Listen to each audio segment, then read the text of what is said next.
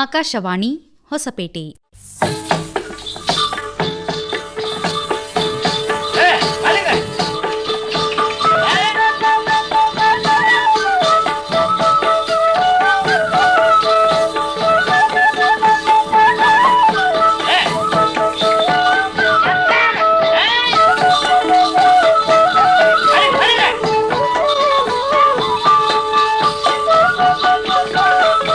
ಗ್ರಾಮಾಂತರಂಗ.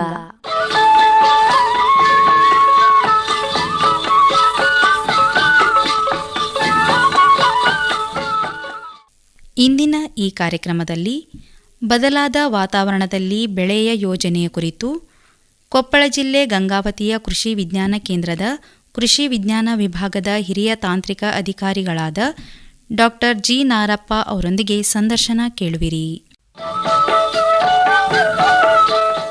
ನಮಸ್ಕಾರ ರೈತ ಬಾಂಧವರೇ, ಕಿಸಾನ್ ವಾಣಿ ಗ್ರಾಮಾಂತರಂಗ ಕಾರ್ಯಕ್ರಮಕ್ಕೆ ತಮಗೆಲ್ಲ ಸ್ವಾಗತ. ಇವತ್ತಿನ ಕಾರ್ಯಕ್ರಮದಲ್ಲಿ ಬಹಳ ಮುಖ್ಯವಾಗಿ ಬದಲಾಗ್ತಾ ಇರತಕ್ಕಂತ ವಾತಾವರಣದ ಕುರಿತು ಮಾಹಿತಿಯನ್ನ ನೀಡ್ತಾ ಇದ್ದಾರೆ. ಯಾಕಂದ್ರೆ ಕೃಷಿಗೆ ವಾತಾವರಣ ಬಹಳ ಮುಖ್ಯ. ಕೃಷಿಗೆ ವಾತಾವರಣ ಹೊಂದಾಣಿಕೆಯಾದ್ರೆ ಮಾತ್ರ ಕೃಷಿಯಲ್ಲಿ ಅಭಿವೃದ್ಧಿಯನ್ನ ಕಾಣಲಿಕ್ಕೆ ಸಾಧ್ಯವಾಗ್ತದೆ. ಆದ್ರೆ ಕೆಲವೊಮ್ಮೆ ವಾತಾವರಣದಲ್ಲಿ ವೈಪರೀತ್ಯಗಳು ಉಂಟಾಗ್ತವೆ. ಹಾಗಾದಾಗ ಇದನ್ನು ಹೇಗೆ ಅರ್ಥ ಮಾಡ್ಕೊಳ್ಬೇಕು, ರೈತರು ಏನೆಲ್ಲ ತಾಂತ್ರಿಕ ಕ್ರಮಗಳನ್ನ, ಜೈವಿಕ ಕ್ರಮಗಳನ್ನ, ಏನೆಲ್ಲ ಕ್ರಮಗಳನ್ನ ಕೈಗೊಂಡ್ರೆ ಒಂದಿಷ್ಟು ರೈತರಿಗೆ ಸಹಾಯವಾಗುತ್ತೆ ಅನ್ನೋದ್ರ ಬಗ್ಗೆ ನಮಗೊಂದಿಷ್ಟು ಮಾಹಿತಿಯನ್ನ ಮಾಡಿಕೊಡ್ಲಿಕ್ಕೆ ನಮ್ ಜೊತೆಗಿದ್ದಾರೆ ಗಂಗಾವತಿಯ ಕೃಷಿ ವಿಜ್ಞಾನ ಕೇಂದ್ರದ ಕೃಷಿ ವಿಜ್ಞಾನ ವಿಭಾಗದ ಹಿರಿಯ ತಾಂತ್ರಿಕ ಅಧಿಕಾರಿಗಳಾಗಿರ್ತಕ್ಕಂಥ ಡಾಕ್ಟರ್ ಜಿ ನಾರಪ್ಪ ಅವರು ಇವತ್ತು ನಮ್ ಜೊತೆಗಿದ್ದಾರೆ. ಸರ್, ತಮಗೆ ನಮ್ಮ ಈ ಕಾರ್ಯಕ್ರಮಕ್ಕೆ ಸ್ವಾಗತವನ್ನು ಬಯಸ್ತಾ ಇದ್ದೀನಿ. ಸರ್ ನಮಸ್ಕಾರ ರೈತ ಬಾಂಧವರಿಗೆ. ಸರ್, ಬಹಳ ಮುಖ್ಯವಾಗಿ ಇತ್ತೀಚೆಗೆ ಕೇಳಪಟ್ಟ ಹಾಗೆ ಮಳೆಯ ಪ್ರಮಾಣನೂ ಕಡಿಮೆ ಆಗ್ತದೆ ಅನ್ನುವಂತಕ್ಕಂಥದ್ದು ಪದೇ ಪದೇ ತಜ್ಞರು ಹೇಳ್ತಾನೆ ಇದ್ದಾರೆ. ಕರ್ನಾಟಕದಲ್ಲಿ ಕಡಿಮೆ ಮಳೆ ಆಗೋದಕ್ಕೆ ಕಾರಣ ಏನು ಸರ್? ವಾತಾವರಣದ ಬದಲಾವಣೆಯ ಅಂದ್ರೆ ಏನು? ಈ ಬಗ್ಗೆ ನಮ್ಮ ರೈತರಿಗೆ ಒಂದಿಷ್ಟು ಮಾಹಿತಿಯನ್ನು ಮಾಡಿಕೊಡಿ. ಓಕೆ ಸರ್, ಎಲ್ರಿಗೂ ನಮಸ್ಕಾರ. ಸೊ ಇವತ್ತಿನ ಒಂದು ಬದಲಾದ ಪರಿಸ್ಥಿತಿಯಲ್ಲಿ ನಾವು ಯಾವ ತರ ಈ ಒಂದು ಬೆಳೆಗಳನ್ನು ಬೆಳೆದಬೇಕು, ಈ ಬದಲಾವಣೆ ಆಗ್ಲಿಕ್ಕೆ ಕಾರಣ ಏನು ಅನ್ನೋದ್ರ ಬಗ್ಗೆ ನಾವು ಸ್ವಲ್ಪ ವಿವರವಾಗಿ ನೋಡ್ಕೋಬೇಕು. ಸೊ ನಮ್ಮಲ್ಲಿ ಈಗ ಇಂಡಿಯಾ ಇರ್ಬೋದು ಅಥವಾ ಕರ್ನಾಟಕ ಇರ್ಬೋದು, ವಾತಾವರಣದಲ್ಲಿ ಬಹಳಷ್ಟು ಏರುಪೇರಾಗಿದೆ. ಇದು ಭೂಮಿ ಮೇಲೆ ಇದು ಹಾಕ್ತಕ್ಕಂಥದ್ದು ಸರ್ವೇ ಸಾಮಾನ್ಯ. ಸೊ ನಮಗೆ ಇದು ಹೆಂಗಾಗುತ್ತೆ ಅನ್ನೋದಕ್ಕಿಂತ ಮುಂಚೆ ನಾವು ಹೆಂಗಂದ್ರೆ ಈ ಒಂದು ಜಲಚಕ್ರದ ಬಗ್ಗೆ ನೋಡೋಣ, ಮಳೆ ಹೆಂಗ್ ಬರ್ತಾ ಇದೆ ಅಂತ ಅನ್ನೋದ್ರ ಬಗ್ಗೆ. ಸೊ ಉದಾಹರಣೆಗೆ ನಮಗೆ ಮಳೆ ಅಂತಂದ್ರೆ ಭೂಮಿ ಮೇಲೆ ಇರ್ತಕ್ಕಂಥ ನೀರು ಮತ್ತೆ ಸಾಗರದಲ್ಲಿ ಇರ್ತಕ್ಕಂಥ ನೀರು ಆವಿಯಾಗಿ ಹೋಗ್ಬೇಕು. ಸೊ ಆವಿಯಾಗಿ ವಾತಾವರಣಕ್ಕೆ ಹೋಗಿ ಮೋಡಗಳಾಗಿ ಅಲ್ಲಿ ಘನೀಕರಣ ಅಂದ್ರೆ ಘನಕರಣಗೊಂಡು ಅವು ಮತ್ತೆ ಭೂಮಿಗೆ ಬರ್ತಕ್ಕಂಥದಕ್ಕೆ ನಾವು ಜಲಚಕ್ರ ಅಂತೀವಿ. ಸೊ ಇದರಲ್ಲಿ ಏನು ಅಂತಂದ್ರೆ ಮೊದಲು ಈ ಒಂದು ಜಲಚಕ್ರದಲ್ಲಿ ಮೊದಲನೇ ಮುಖ್ಯವಾಗಿರ್ತಕ್ಕಂಥ ಅಂಶ ಅಂತಂದ್ರೆ ನೀರು ಆವಿಯಾಗೋದು. ಅಂದ್ರೆ ನೀರು ಇರ್ತಕ್ಕಂಥದ್ದು ಭೂಮಿ ಒಳಗಿರ್ಬೋದು ಅಥವಾ ಪ್ಲಾಂಟ್ಸ್ ಇರ್ಬೋದು ಅಥವಾ ಯಾವ್ದಾದ್ರು ಪ್ರಾಣಿಗಳಲ್ಲಿ ಇರ್ತಕ್ಕಂಥ ನೀರು ಆವಿಯಾಗಿ ಮೇಲ್ಗಡೆ ಹೋಗ್ತಕ್ಕಂಥದ್ದು. ಮುಖ್ಯವಾಗಿ ಇನ್ನೊಂದು ಏನಂತಂದ್ರೆ ಆವಿಯಾಗುವುದು ಸಮುದ್ರದ ಮಟ್ಟದಿಂದ ಜಾಸ್ತಿ ಆಗುತ್ತೆ. ಸೊ ಸಮುದ್ರ ಮಟ್ಟದಲ್ಲಿ ಏನ್ ನೀರೇನಿದೆಯಲ್ಲ ಅಲ್ಲಿಂದ ಆವಿ ಆಗೋದು ಸುಮಾರು 90% ನೀರು ಆವಿ ಆಗುತ್ತೆ. ಉಳಿದಿರ್ತಕ್ಕಂಥದ್ದು 8-10% ಭೂಮಿ ಮತ್ತು ಗಿಡಗಳಿಂದ ನಮಗೆ ನೀರು ಆವಿ ಆಗುತ್ತೆ. ಸೊ ಇಲ್ಲಿ ಏನು ಅಂತಂದ್ರೆ ಈಗ ಆವಿಯಾಗಿರ್ತಕ್ಕಂಥ ನೀರು ಮತ್ತೆ ಮಳೆ ರೂಪದಲ್ಲಿ ಬರುತ್ತೆ. ಜೊತೆಗೆ ಇನ್ನೊಂದು ಏನಂತಂದ್ರೆ ಮಳೆ ಸಾಗರದಲ್ಲೇ ಅಂದ್ರೆ ಸಮುದ್ರದಲ್ಲೇ ಸುಮಾರು ನಮಗೆ ಒಂದು 85-90% ಮಳೆ ಅಲ್ಲೇ ಆಗಿಬಿಡ್ತೈತಿ. ಅಂದ್ರೆ ಏನು ನಮಗೆ ಆವಿಯಾಗಿರ್ತಕ್ಕಂಥ ಮೋಡಗಳ ಆಗಿ ಮತ್ತೆ ಮಳೆ ಏನ್ ಬೀಳ್ತಾ ಇದೆಯಲ್ಲ ಅದು ಸಮುದ್ರದಲ್ಲೇ ಸುಮಾರು ಒಂದು 85% ಮಳೆ ಬಿದ್ದ್ಬಿಡ್ತೈತಿ. ಸೊ ಉಳಿದಿರ್ತಕ್ಕಂಥದ್ದು ನಮಗೆ ಒಂದು 8-10% ಅಥವಾ 10% ಅನ್ಕೊಂಡ್ರೆ ಅದು ಏನಂತಂದ್ರೆ ಈ ಒಂದು ಗಾಳಿ ಯಾವ ದಿಕ್ಕಿಗೆ ಹೋಗ್ತಾ ಇದೆ, ಸೊ ಆ ದಿಕ್ಕಿ ಕಡೆಗೆ ಈ ಮೋಡಗಳು ಹೋಗಿ ಅಲ್ಲಿ ಮಳೆಯನ್ನು ಸುರಿಸ್ತಕ್ಕಂಥದ್ದು ಸರ್ವೇ ಸಾಮಾನ್ಯ. ಉದಾಹರಣೆಗೆ ಏನಂತಂದ್ರೆ ಈ ಸಮುದ್ರ ಅಂತಂದ್ರೆ ನಾವು ಸಪ್ತ ಸಾಗರನ ಅಂತೀವಿ.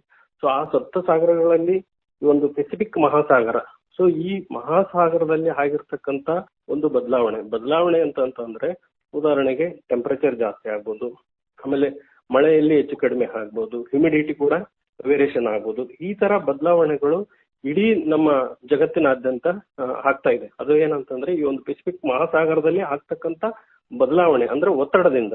ಸೊ ಒತ್ತಡ ಏನಂತಂದ್ರೆ ಈಗ ಉದಾಹರಣೆಗೆ ಟೆಂಪರೇಚರ್ ಅಂತಂದ್ರೆ ಈಗ ಪೂರ್ವಕ್ಕೆ ಅಂದ್ರೆ ಪೆಸಿಫಿಕ್ ಮಹಾಸಾಗರದ ಪೂರ್ವಕ್ಕೆ ಟೆಂಪರೇಚರ್ ಜಾಸ್ತಿ ಐತಂತ ಅಲ್ಲಿ ಟೆಂಪರೇಚರ್ ಜಾಸ್ತಿ ಐತಂತಂದ್ರೆ ಅಲ್ಲಿ ಗಾಳಿಯ ಒತ್ತಡ ಕಡಿಮೆ ಆಗುತ್ತೆ.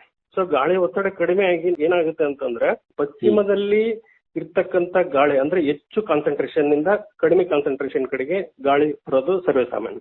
ಸೊ ಇಲ್ಲಿ ನಮಗೆ ಪೂರ್ವದ ಕಡೆಗೆ ಗಾಳಿ ಕಡಿಮೆ ಇದೆ ಅಂತಂದ್ರೆ ನಮಗೆ ಪಶ್ಚಿಮದ ಕಡೆಯಿಂದ ಮಳೆ ಬರ್ತಾ ಇದೆ. ಅಂದ್ರೆ ಪಶ್ಚಿಮ ಕಡೆಯಿಂದ ಅಂತಂದ್ರೆ ನಮಗೆ ಈಗ ಅಮೆರಿಕ ಇರ್ಬೋದು, ಪೆಸಿಫಿಕ್ ಮಹಾಸಾಗರದಿಂದ ಮಳೆ ಮಾರುತಗಳನ್ನು ಹೊತ್ಕೊಂಡ್ಬಂದು ನಮ್ಮ ಏಷ್ಯನ್ ಕಂಟ್ರಿ, ಅದರಲ್ಲಿ ಮುಖ್ಯವಾಗಿ ಭಾರತಕ್ಕೆ, ಆಸ್ಟ್ರೇಲಿಯಾಗೆ, ಸೊ ಈ ಎಲ್ಲಾ ದೇಶಗಳಿಗೆ ಮಳೆಯನ್ನು ಸುರಿಸ್ತಕ್ಕಂಥದ್ದು. ಇದಕ್ಕೆ ನಾವೇನಂತೀವಿ ಅಂದ್ರೆ ಲಾ ನೀನೋ ಅಂತೀವಿ. ಸೊ ಲಾ ನೀನೋ ಅಂತಾರೆ. ಸೊ ಹಾಗಾಗಿ ನಮಗೆ ಏನಂತಂದ್ರೆ ಈ ಲಾ ನೀನೋ ಮತ್ತು ಎಲ್ ನೀನೋ ಹೋಗೋದಕ್ಕಿಂತ ಮುಂಚೆ ಸ್ವಲ್ಪ ನಾವೇನಂತಂದ್ರೆ ಈ ವಾತಾವರಣ ಈ ಒಂದು ಪರಿಸ್ಥಿತಿಯಲ್ಲಿ ಅಂದ್ರೆ ಈಗೇನ್ ಮಳೆ ನಮಗೆ ಸುಮಾರು ಕಂಟಿನ್ಯೂಸ್ ಆಗಿ ಬರ್ತಾನೆ ಇದೆ. ಅಂದ್ರೆ ಸುಮಾರು ನಾವು 2017 ನೋಡ್ಕೊಂಡ್ರೆ ನಮ್ಗೆ ಮಳೆಯನ್ನು ಅಂತ ಕಡಿಮೆ ಆಗಿಲ್ಲ. 2023 ಸ್ವಲ್ಪ ಮಳೆ ಕಡಿಮೆ ಆಗಿದೆ. ಆದ್ರೂ ಕೂಡ ಕ್ಲೈಮೇಟ್ ಚೇಂಜ್ ಆಗಿ ನಾವು ಬರ್ತಕ್ಕಂತ ಮಳೆ ಸರಿಯಾದ ಸಮಯದಲ್ಲಿ ಬರ್ತಾ ಇಲ್ಲ. ಇನ್ನೊಂದು ಏನಂತಂದ್ರೆ ಸರಿಯಾದ ಹಂಚಿಕೆ ಸರಿ ಇಲ್ಲ. ಈಗ ಸಪೋಸ್ ನಮಗೆ ಏನಂತಂದ್ರೆ ಈ ಗಂಗಾವತಿಗೆ ಮಳೆ ಬಿತ್ತಂದ್ರೆ ಈ ಬಾಜುಕ ನಮಗೆ ಬಸ್ ಸ್ಟ್ಯಾಂಡ್ ಹತ್ರ ಮಳೆ ಇರಲ್ಲ. ಅಂದ್ರೆ ಪರಿಸ್ಥಿತಿ ಹೆಂಗಾಗಿದೆ. ಅವಾಗ ಹಿಂದೆ ಹೆಂಗಿತ್ತು ಅಂತಂದ್ರೆ ಇಲ್ಲಿ ಮಳೆ ಆಗಿದೆ ಅಂತಂದ್ರೆ ಸುತ್ತಮುತ್ತಲು ನಮ್ ಗಂಗಾವತಿ ಭಾಗ ಎಲ್ಲದೂ ಮಳೆ ಆಗೋದು, ಹೊಸಪೇಟೆ ಅಂತಂದ್ರೆ ಹೊಸಪೇಟೆ ಫುಲ್ ಆಗೋದು. ಸೊ ಆ ತರ ಪರಿಸ್ಥಿತಿ ಇತ್ತು. ಸೊ ಇದಕ್ಕೆಲ್ಲ ಕಾರಣ ಏನಂತಂದ್ರೆ ಈ ಎಲ್ ನೀನೋ ಮತ್ತು ಲಾ ನೀನೋ ಅಂತಕ್ಕಂತ ಒಂದು ಪರಿಸ್ಥಿತಿ ಸರ್. ಈಗ ಈ ತರ ಬದಲಾವಣೆಗಳ ಆದಾಗ ಅದು ವಾತಾವರಣದ ಮೇಲೆ ಪರಿಣಾಮ ಬೀರುತ್ತೆ. ವಾತಾವರಣವನ್ನು ನಂಬಿಕೊಂಡಿರ್ತಕ್ಕಂಥ ರೈತರು, ಕೃಷಿ ಇದ್ರ ಮೇಲೂ ಸಹಿತ ಪರಿಣಾಮ ಬೀರುತ್ತೆ. ಬಹಳ ಮುಖ್ಯವಾಗಿ ಇಂತಹ ಬದಲಾವಣೆಗಳಾದಾಗ ರೈತರು ಪರ್ಯಾಯ ಬೆಳೆಗಳಿಗೆ ಹೋಗೋದು ಸೂಕ್ತನ ಅಥವಾ ಏನ್ ಮಾಡಿದ್ರೆ ಚೆನ್ನಾಗಿರುತ್ತೆ? ಪರ್ಯಾಯ ಬೆಳೆ ಯೋಜನೆ ಅನ್ನುವಂತ ಮಾತನ್ನ ತಜ್ಞರು ಹೇಳ್ತಿರ್ತಾರೆ. ಹಾಗಂದ್ರೆ ಏನು? ಇದನ್ನ ಏಕೆ ಮಾಡಬೇಕು ರೈತರು? ಅದ್ರ ಬಗ್ಗೆ, ಅದರ ಲಾಭಗಳು ಏನು ಇದೆ ಅನ್ನೋದ್ರ ಬಗ್ಗೆ ಸ್ವಲ್ಪ ತಿಳಿಸ್ಕೊಡಿ. ಸರಿ ಸರ್. ನನಗೆ ಇಲ್ಲಿ ಮುಖ್ಯವಾಗಿ ಏನಂತಂದ್ರೆ ಈ ಪರ್ಯಾಯ ಬೆಳೆ ಯೋಜನೆಗೆ ಕಡ್ಡಾಯವಾಗಿ ಹೋಗ್ಲೇಬೇಕು. ಯಾಕಂತಂದ್ರೆ ಈಗ ಮಳೆಯ ಪರಿಸ್ಥಿತಿ ಸರಿ ಇಲ್ಲ. ನಮಗೆ ಏನಂತಂದ್ರೆ ರೈತರು ಹೆಂಗಂದ್ರೆ ಮಳೆಯ ಜೊತೆಗೆ ಒಂಥರ ಜೂಜಾಟ ಆದಂಗಾಗಿದೆ. ಹಾಗಾಗಿ ಬರ್ತಕ್ಕಂತ ಮಳೆ ಏನ್ ನಮ್ಗೆ ಜೂನಿಗೆ ಬರ್ಬೇಕಾಗಿತ್ತು, ಜೂನಿಗೆ ಬರ್ತಾ ಇಲ್ಲ. ಜೂನಿಗೆ ಬಂದ್ರು ಕೂಡ ನಡುವೆ ಗ್ಯಾಪ್ ಆಗ್ತಾ ಇದೆ. ಸೊ ನಮಗೆ ಅಲ್ಲಿ 15-20 ದಿವಸ ಗ್ಯಾಪ್ ಆಯ್ತು, ಅದು 1 ತಿಂಗಳು ಗ್ಯಾಪ್ ಆಯ್ತು ಅಂತಂದ್ರು ಸೊ ನಮಗೆ ಬಿತ್ತಿರ್ತಕ್ಕಂಥ ಬೆಳೆಗಳು ಕೂಡ ಲಾಸ್ ಆಗ್ತಕ್ಕಂಥ ಸ್ಥಿತಿ ಇದೆ. ಸೊ ಅದಕ್ಕೋಸ್ಕರ ನಾವೇನಂತಂದ್ರೆ ಅಟ್ಲೀಸ್ಟ್ ನಾವು ಈ ಒಂದು ಪರ್ಯಾಯ ಬೆಳೆ ಯೋಜನೆ ಮಾಡಿಕೊಳ್ಳಿಲ್ಲ ಅಂತಂದ್ರೆ ರೈತರು ಬಹಳಷ್ಟು ಲಾಸ್ ಆಗ್ತಾರೆ. ಅದಕ್ಕೋಸ್ಕರ ಪರ್ಯಾಯ ಬೆಳೆ ಯೋಜನೆನ ಕಡ್ಡಾಯವಾಗಿ ಮಾಡ್ಬೇಕು. ಸೊ ಇದಕ್ಕಿಂತ ಮುಂಚೆ ನಮಗೆ ಏನಂತಂದ್ರೆ ಇದು ಆಗ್ಲಿಕ್ಕೆ ಏನ್ ಕಾರಣ ಏನಂತಂದ್ರೆ ಎಲ್ ನೀನೋ ಮತ್ತು ಲಾ ನೀನೋ ಅಂತ ಅಂತಲ್ಲ. ಸೊ ಎಲ್ ನೀನೋ ನಮಗೆ ಏನಂತಂದ್ರೆ ನಮ್ ಕಡೆಯಿಂದ ಈಗ ಲಾ ನೀನೋ ಆಗ್ಲೇನೆ ಹೇಳಿದೆ. ಲಾ ನೀನೋ ಅಂತಂದ್ರೆ ಅಮೆರಿಕ ಮತ್ತು ಪೆಸಿಫಿಕ್ ಮಹಾಸಾಗರದಿಂದ ಅಲ್ಲಿಂದ ಮಳೆ ಮಾರುತಗಳನ್ನು ಹೊತ್ಕೊಂಡ್ಬಂದು ನಮ್ ಕಡೆ ಮಳೆ ಸುರಿಸ್ತಕ್ಕಂಥದಕ್ಕೆ ಲಾ ನೀನೋ ಅಂತೀವಿ. ಈಗಿರತಕ್ಕಂಥ ಪರಿಸ್ಥಿತಿ ಇದು ಎಲ್ ನೀನೋ. ಈಗೇನು ನಮ್ಮ ದೇಶದ ಉದ್ದಕ್ಕೂ ಏನ್ ನಡೀತಾ ಇದೆಯಲ್ಲ ಇದೆಲ್ಲ, ಅದ್ರಲ್ಲಿ ದೇಶ ಇರ್ಬೋದು, ನಮ್ ಕರ್ನಾಟಕ ಇರ್ಬೋದು, ನಮ್ಮ ಭಾಗಗಳು, ಇದು ಎಲ್ ನೀನೋ. ಸೊ ಎಲ್ ನೀನೋ ಅಂತಂದ್ರೆ ನಮ್ಮ ಒಂದು ಪಶ್ಚಿಮ ಮತ್ತು ಇದರಲ್ಲಿ ಪೂರ್ವ ಭಾಗದಲ್ಲಿ ಟೆಂಪರೇಚರ್ ಒತ್ತಡ ಎಂದಲ್ಲ, ಇಲ್ಲಿ ಪಶ್ಚಿಮದ ಕಡೆಗೆ ಟೆಂಪರೇಚರ್ ಜಾಸ್ತಿ ಇದ್ದು ಅಲ್ಲಿ ಗಾಳಿ ಒತ್ತಡ ಕಡಿಮೆ ಆದಾಗ ನಮ್ಮಲ್ಲಿ ಇರ್ತಕ್ಕಂಥ ಅಂದ್ರೆ ಪೂರ್ವ ಕಡೆ ಇರ್ತಕ್ಕಂಥ ಗಾಳಿಗಳು ಅಟ್ಮಾಸ್ಫಿರಿಕ್ ಪ್ರೆಷರ್ ಅಂತೀವಿ. ಆ ಗಾಳಿಯು ಇರ್ತಕ್ಕಂಥ ಏನು 8 to 10% ಮಳೆ ಏನಿದೆಯಲ್ಲ ಅದನ್ನ ಹೊತ್ಕೊಂಡು ಸೊ ನಮಗೆ ಅಮೆರಿಕ ಅಂತಲ್ಲಿ ಹೋಗಿ ಮಳೆ ಸುರಿಸ್ತಕ್ಕಂಥದಕ್ಕೆ ಎಲ್ ನೀನೋ ಅಂತೀವಿ. ಅಂದ್ರೆ ಈ ಒಂದು ಪರಿಸ್ಥಿತಿಯಲ್ಲಿ ನಮ್ಮ ಭಾರತಕ್ಕೆ ಆಗ್ತಕ್ಕಂಥ ಮಳೆ ಬಹಳ ಕಡಿಮೆ. ಸೊ ಅದು ಎಲ್ಲ ಜಾಸ್ತಿ ಆ ಕಡೆ ಭಾಗಕ್ಕೆ ಹೋಗುತ್ತೆ. ನಮಗೆ ಅಂದ್ರೆ ಪಶ್ಚಿಮದ ಕಡೆಗೆ ಜಾಸ್ತಿ ಹೋಗ್ತಾ ಇದೆ ಮಳೆ. ಸೊ ಹಾಗಾಗಿ ಅಮೆರಿಕ ಮತ್ತು ಪೆಸಿಫಿಕ್ ಮಹಾಸಾಗರದಲ್ಲಿ ಜಾಸ್ತಿ ಮಳೆ ಆಗ್ತಾ ಇದೆ. ಸೊ ಇಲ್ಲಿ ಕರ್ನಾಟಕಕ್ಕೂ ಕೂಡ ಅಷ್ಟೇ ಸಮಸ್ಯೆ ಆಗ್ತಾ ಇದೆ. ನಮ್ಮ ಕರ್ನಾಟಕಕ್ಕೂ ಮತ್ತು ಭಾರತದ ಪರಿಸ್ಥಿತಿ ಹೇಗಿದೆ ಸರ್ ಈಗ? ಅದನ್ನ ಹೇಗೆ ಅಂತಂದ್ರೆ ಕರ್ನಾಟಕಕ್ಕೂ ಕೂಡ ನಮಗೆ ಕರ್ನಾಟಕ ಮತ್ತು ಭಾರತಕ್ಕೆ ಈ ಒಂದು ಪರಿಸ್ಥಿತಿ ಬಹಳಷ್ಟು ಇದಾಗಿದೆ. ಬಟ್ ಇನ್ನೊಂದು ಮಹತ್ವದ ಸಂಗತಿ ಏನಂತಂದ್ರೆ ಈ ಒಂದು ಹೈವೋಡೆ ಅಂತೀವಿ, ಹಿಂದೂ ಮಹಾಸಾಗರದ ಒಂದು ಡೈಪೋಲ್ ಏನಿದೆಯಲ್ಲ, ಆ ಒಂದು ಹಿಂದೂ ಮಹಾಸಾಗರ ಏನಂತಂದ್ರೆ ಆಫ್ರಿಕಾದ ಒಂದು ಪೂರ್ವ ಭಾಗದಲ್ಲಿ ಅಲ್ಲಿ ಬಹಳಷ್ಟು ಒತ್ತಡ ಕ್ರಿಯೇಟ್ ಆಗುತ್ತೆ. ಆ ಒತ್ತಡದಿಂದ ಏನಾಗುತ್ತೆ ಅಂದ್ರೆ ಮಳೆ ಮಾರುತಗಳು ಸೊ ನಮ್ಮ ಆಫ್ರಿಕಾದ ಅಂದ್ರೆ ಮಡಗಾಸ್ಕರ್ ಅಲ್ಲೇ ಅದು ಸ್ಟಾರ್ಟ್ ಆಗುತ್ತೆ. ಅಲ್ಲಿಂದ ಬಂದು ನಮ್ಮ ಕಡೆ ಅಂದ್ರೆ ನಮ್ಮ ಭಾರತದ ಈ ಒಂದು ಸ್ಟಾರ್ಟಿಂಗ್ ಅಲ್ಲಿ ಈ ಜೂನ್ ತಿಂಗಳಿಗೆ ನಮಗೆ ಈ ಕೇರಳ ಎಂಟ್ರಿ ಆಗುತ್ತೆ. ಸೊ ಕೇರಳ ಮತ್ತು ಈಗ ಏನು ನಮ್ಮ ಕರ್ನಾಟಕಕ್ಕೆ ಮಳೆ ಹಾಕ್ತಕ್ಕಂಥ ಪ್ರಮಾಣ ಜಾಸ್ತಿ ಇದೆ. ಏನಂತಂದ್ರೆ ಒಂದು ಪೆಸಿಫಿಕ್ ಮಹಾಸಾಗರದ್ದು. ಸೊ ಅದು ಈಗ ಎಲ್ಲಿನ ಇರೋದ್ರಿಂದ ನಮಗೆ ಅಲ್ಲಿ ಮಳೆ ಕಡಿಮೆ ಆಯ್ತು. ಸೊ ಹಿಂದೂ ಮಹಾಸಾಗರದಲ್ಲಿ ಇರ್ತಕ್ಕಂಥ ಮಳೆ ಮಾರುತಗಳು ಮಳೆಯನ್ನು ತಗೊಂಡ್ ಬರ್ಬೋದಾಗಿತ್ತು. ಸೊ ಅದು ಕೂಡ ಈ ಒಂದು ಪರಿಸ್ಥಿತಿಯಲ್ಲಿ ಏನಾಗಿದೆ ಅಂದ್ರೆ ಅದು ಕೂಡ ವಿರುದ್ಧ ಆಗಿದೆ. ಸೊ ಹಾಗಾಗಿ ಸೊ ಮುಂದಿನ ದಿನಗಳಲ್ಲಿ ಮುಂದಿನ ಅಂತಂದ್ರೆ ನಮಗೆ ಈಗ ಆಲ್ರೆಡಿ ಜುಲೈ 15. ಸೊ ಮುಂದೆ ಅಂತಂದ್ರೆ ಆಗಸ್ಟ್ ಇರ್ಬೋದು, ಸೆಪ್ಟೆಂಬರ್ ಇರ್ಬೋದು, ಮಳೆ ಇನ್ನೂ ಕಡಿಮೆ ಆಗ್ತಕ್ಕಂತ ಪರಿಸ್ಥಿತಿ ಇದೆ. ಸೊ ಅದಕ್ಕೋಸ್ಕರ ರೈತರು ಏನ್ ಮಾಡ್ಬೇಕಂತಂದ್ರೆ ಈಗ ಆಗ್ತಕ್ಕಂತ ಒಂದು ಪರಿಸ್ಥಿತಿಯಲ್ಲಿ ಏನೇನ್ ಬೆಳೆಗಳನ್ನ ಬೆಳ್ಕೊಳ್ಬಹುದು ಅನ್ನೋದನ್ನ ನಾವು ನೋಡ್ಕೋಬೇಕು. ಸೊ ಇದಕ್ಕೆ ನಾವು ಪರ್ಯಾಯ ಬೆಳೆ ಅಂತಂದ್ರೆ ಜೂನ್ 1 ತಿಂಗಳು ಮಳೆ ಬರ್ಲಿಲ್ಲ ಅಂತಂದ್ರು, ಅಂದ್ರೆ 30 ದಿವಸ ಮಳೆ ಬರ್ಲಿಲ್ಲ ಜೂನ್ ಅಲ್ಲಿ, first week, second, third, fourth ಅಷ್ಟು ವೀಕ್ ಅಲ್ಲಿ ಬಂದಿಲ್ಲ ಮಳೆ ಅಂತಂದ್ರೆ ನಮಗೆ ಜುಲೈದಲ್ಲಿ ಬಂತು. ಸೊ ಜುಲೈದಲ್ಲಿ ಬಂದ್ರೆ ನಾವು ಅಂದ್ರೆ ಫಸ್ಟ್ ಏನು ಮುಂಗಾರಿಗೆ ರೆಕಮೆಂಡೆಡ್ ಏನಿದೆ ಬೆಳೆಗಳನ್ನ ಅವುಗಳನ್ನ ನಿಲ್ಲಿಸ್ಬೇಕು. ಅಥವಾ ಜೂನ್ 15ಕ್ಕೆ ಬಂದಿದ್ರೆ ಓಕೆ, ಯಾವ ಬೆಳೆಗಳನ್ನ ಬೆಳೆಬಹುದಾಗಿತ್ತು. ಸೊ ನಮಗೆ ಆಲ್ರೆಡಿ ಜುಲೈ 15. ಸೊ ಈಗ ನಮಗೆ ಫಸ್ಟ್ ಏನು ನಾವು ಜೋಳ ಇರ್ಬೋದು, ಶೇಂಗಾ ಇರ್ಬೋದು, ಹತ್ತಿ ಇರ್ಬೋದು, ತೊಗರೆ ಇರ್ಬೋದು, ಈ ತರ ಬೆಳೆಗಳನ್ನ ಬೆಳ್ತಕ್ಕಂಥದನ್ನ ನಾವು ನಿಲ್ಲಿಸ್ಬೇಕಾಗುತ್ತೆ. ಇಲ್ಲಿ ಏನು ಅಂತಂದ್ರೆ ನಮ್ದು ಈಗ ಡ್ಯೂರೇಷನ್ 6 ಮಂತ್ ಇದೆ ಅಂತಂದ್ರೆ ಈ ಅವಧಿ ಬೆಳ್ತಕ್ಕಂಥ ಅವಧಿ ಈಗ ಜೂನ್ ಇಂದ ಅಕ್ಟೋಬರ್ ವರೆಗೆ ನಮಗೆ ಒಂದು 4 to 6 ಮಂತ್ ಇದೆ ಅಂತಂದ್ರೆ ಅದರಲ್ಲಿ ಈಗ 1.5 ಮಂತ್ ಹೋಗ್ಬಿಡ್ತು. ಸೊ ಈಗೇನಾಗಿದೆ, ಇನ್ನೂ ಉಳಿದಿರ್ತಕ್ಕಂಥ 3.5 ಮಂತ್ ಅಲ್ಲಿ ಏನ್ ಬೆಳೆಗಳನ್ನ ಬೆಳೆಬಹುದು. ಅದಕ್ಕೋಸ್ಕರ ರೈತರು ಏನಂತಂದ್ರೆ ಗಮನದಲ್ಲಿ ಇಟ್ಕೊಳ್ಳೋದು, ಫಸ್ಟ್ ವೆರೈಟಿಗಳನ್ನ ಅಥವಾ ಬೆಳೆಗಳನ್ನ ಸೆಲೆಕ್ಟ್ ಮಾಡ್ಕೋಬೇಕು. ಈಗ ಉದಾಹರಣೆಗೆ ನಮ್ದು ಮಳೆ ಬೀಳ್ತಕ್ಕಂಥ ಪ್ರಮಾಣ ನಮ್ಮ ಕರ್ನಾಟಕದ ಸರಾಸರಿ ತಗೊಂಡ್ರೆ, ನಮ್ಮ ಇಂಡಿಯಾದ ತಗೊಂಡ್ವಿ ಅಂದ್ರೆ 1194 mm ರೈನ್ಫಾಲ್ ಆಗ್ತಾ ಇದೆ.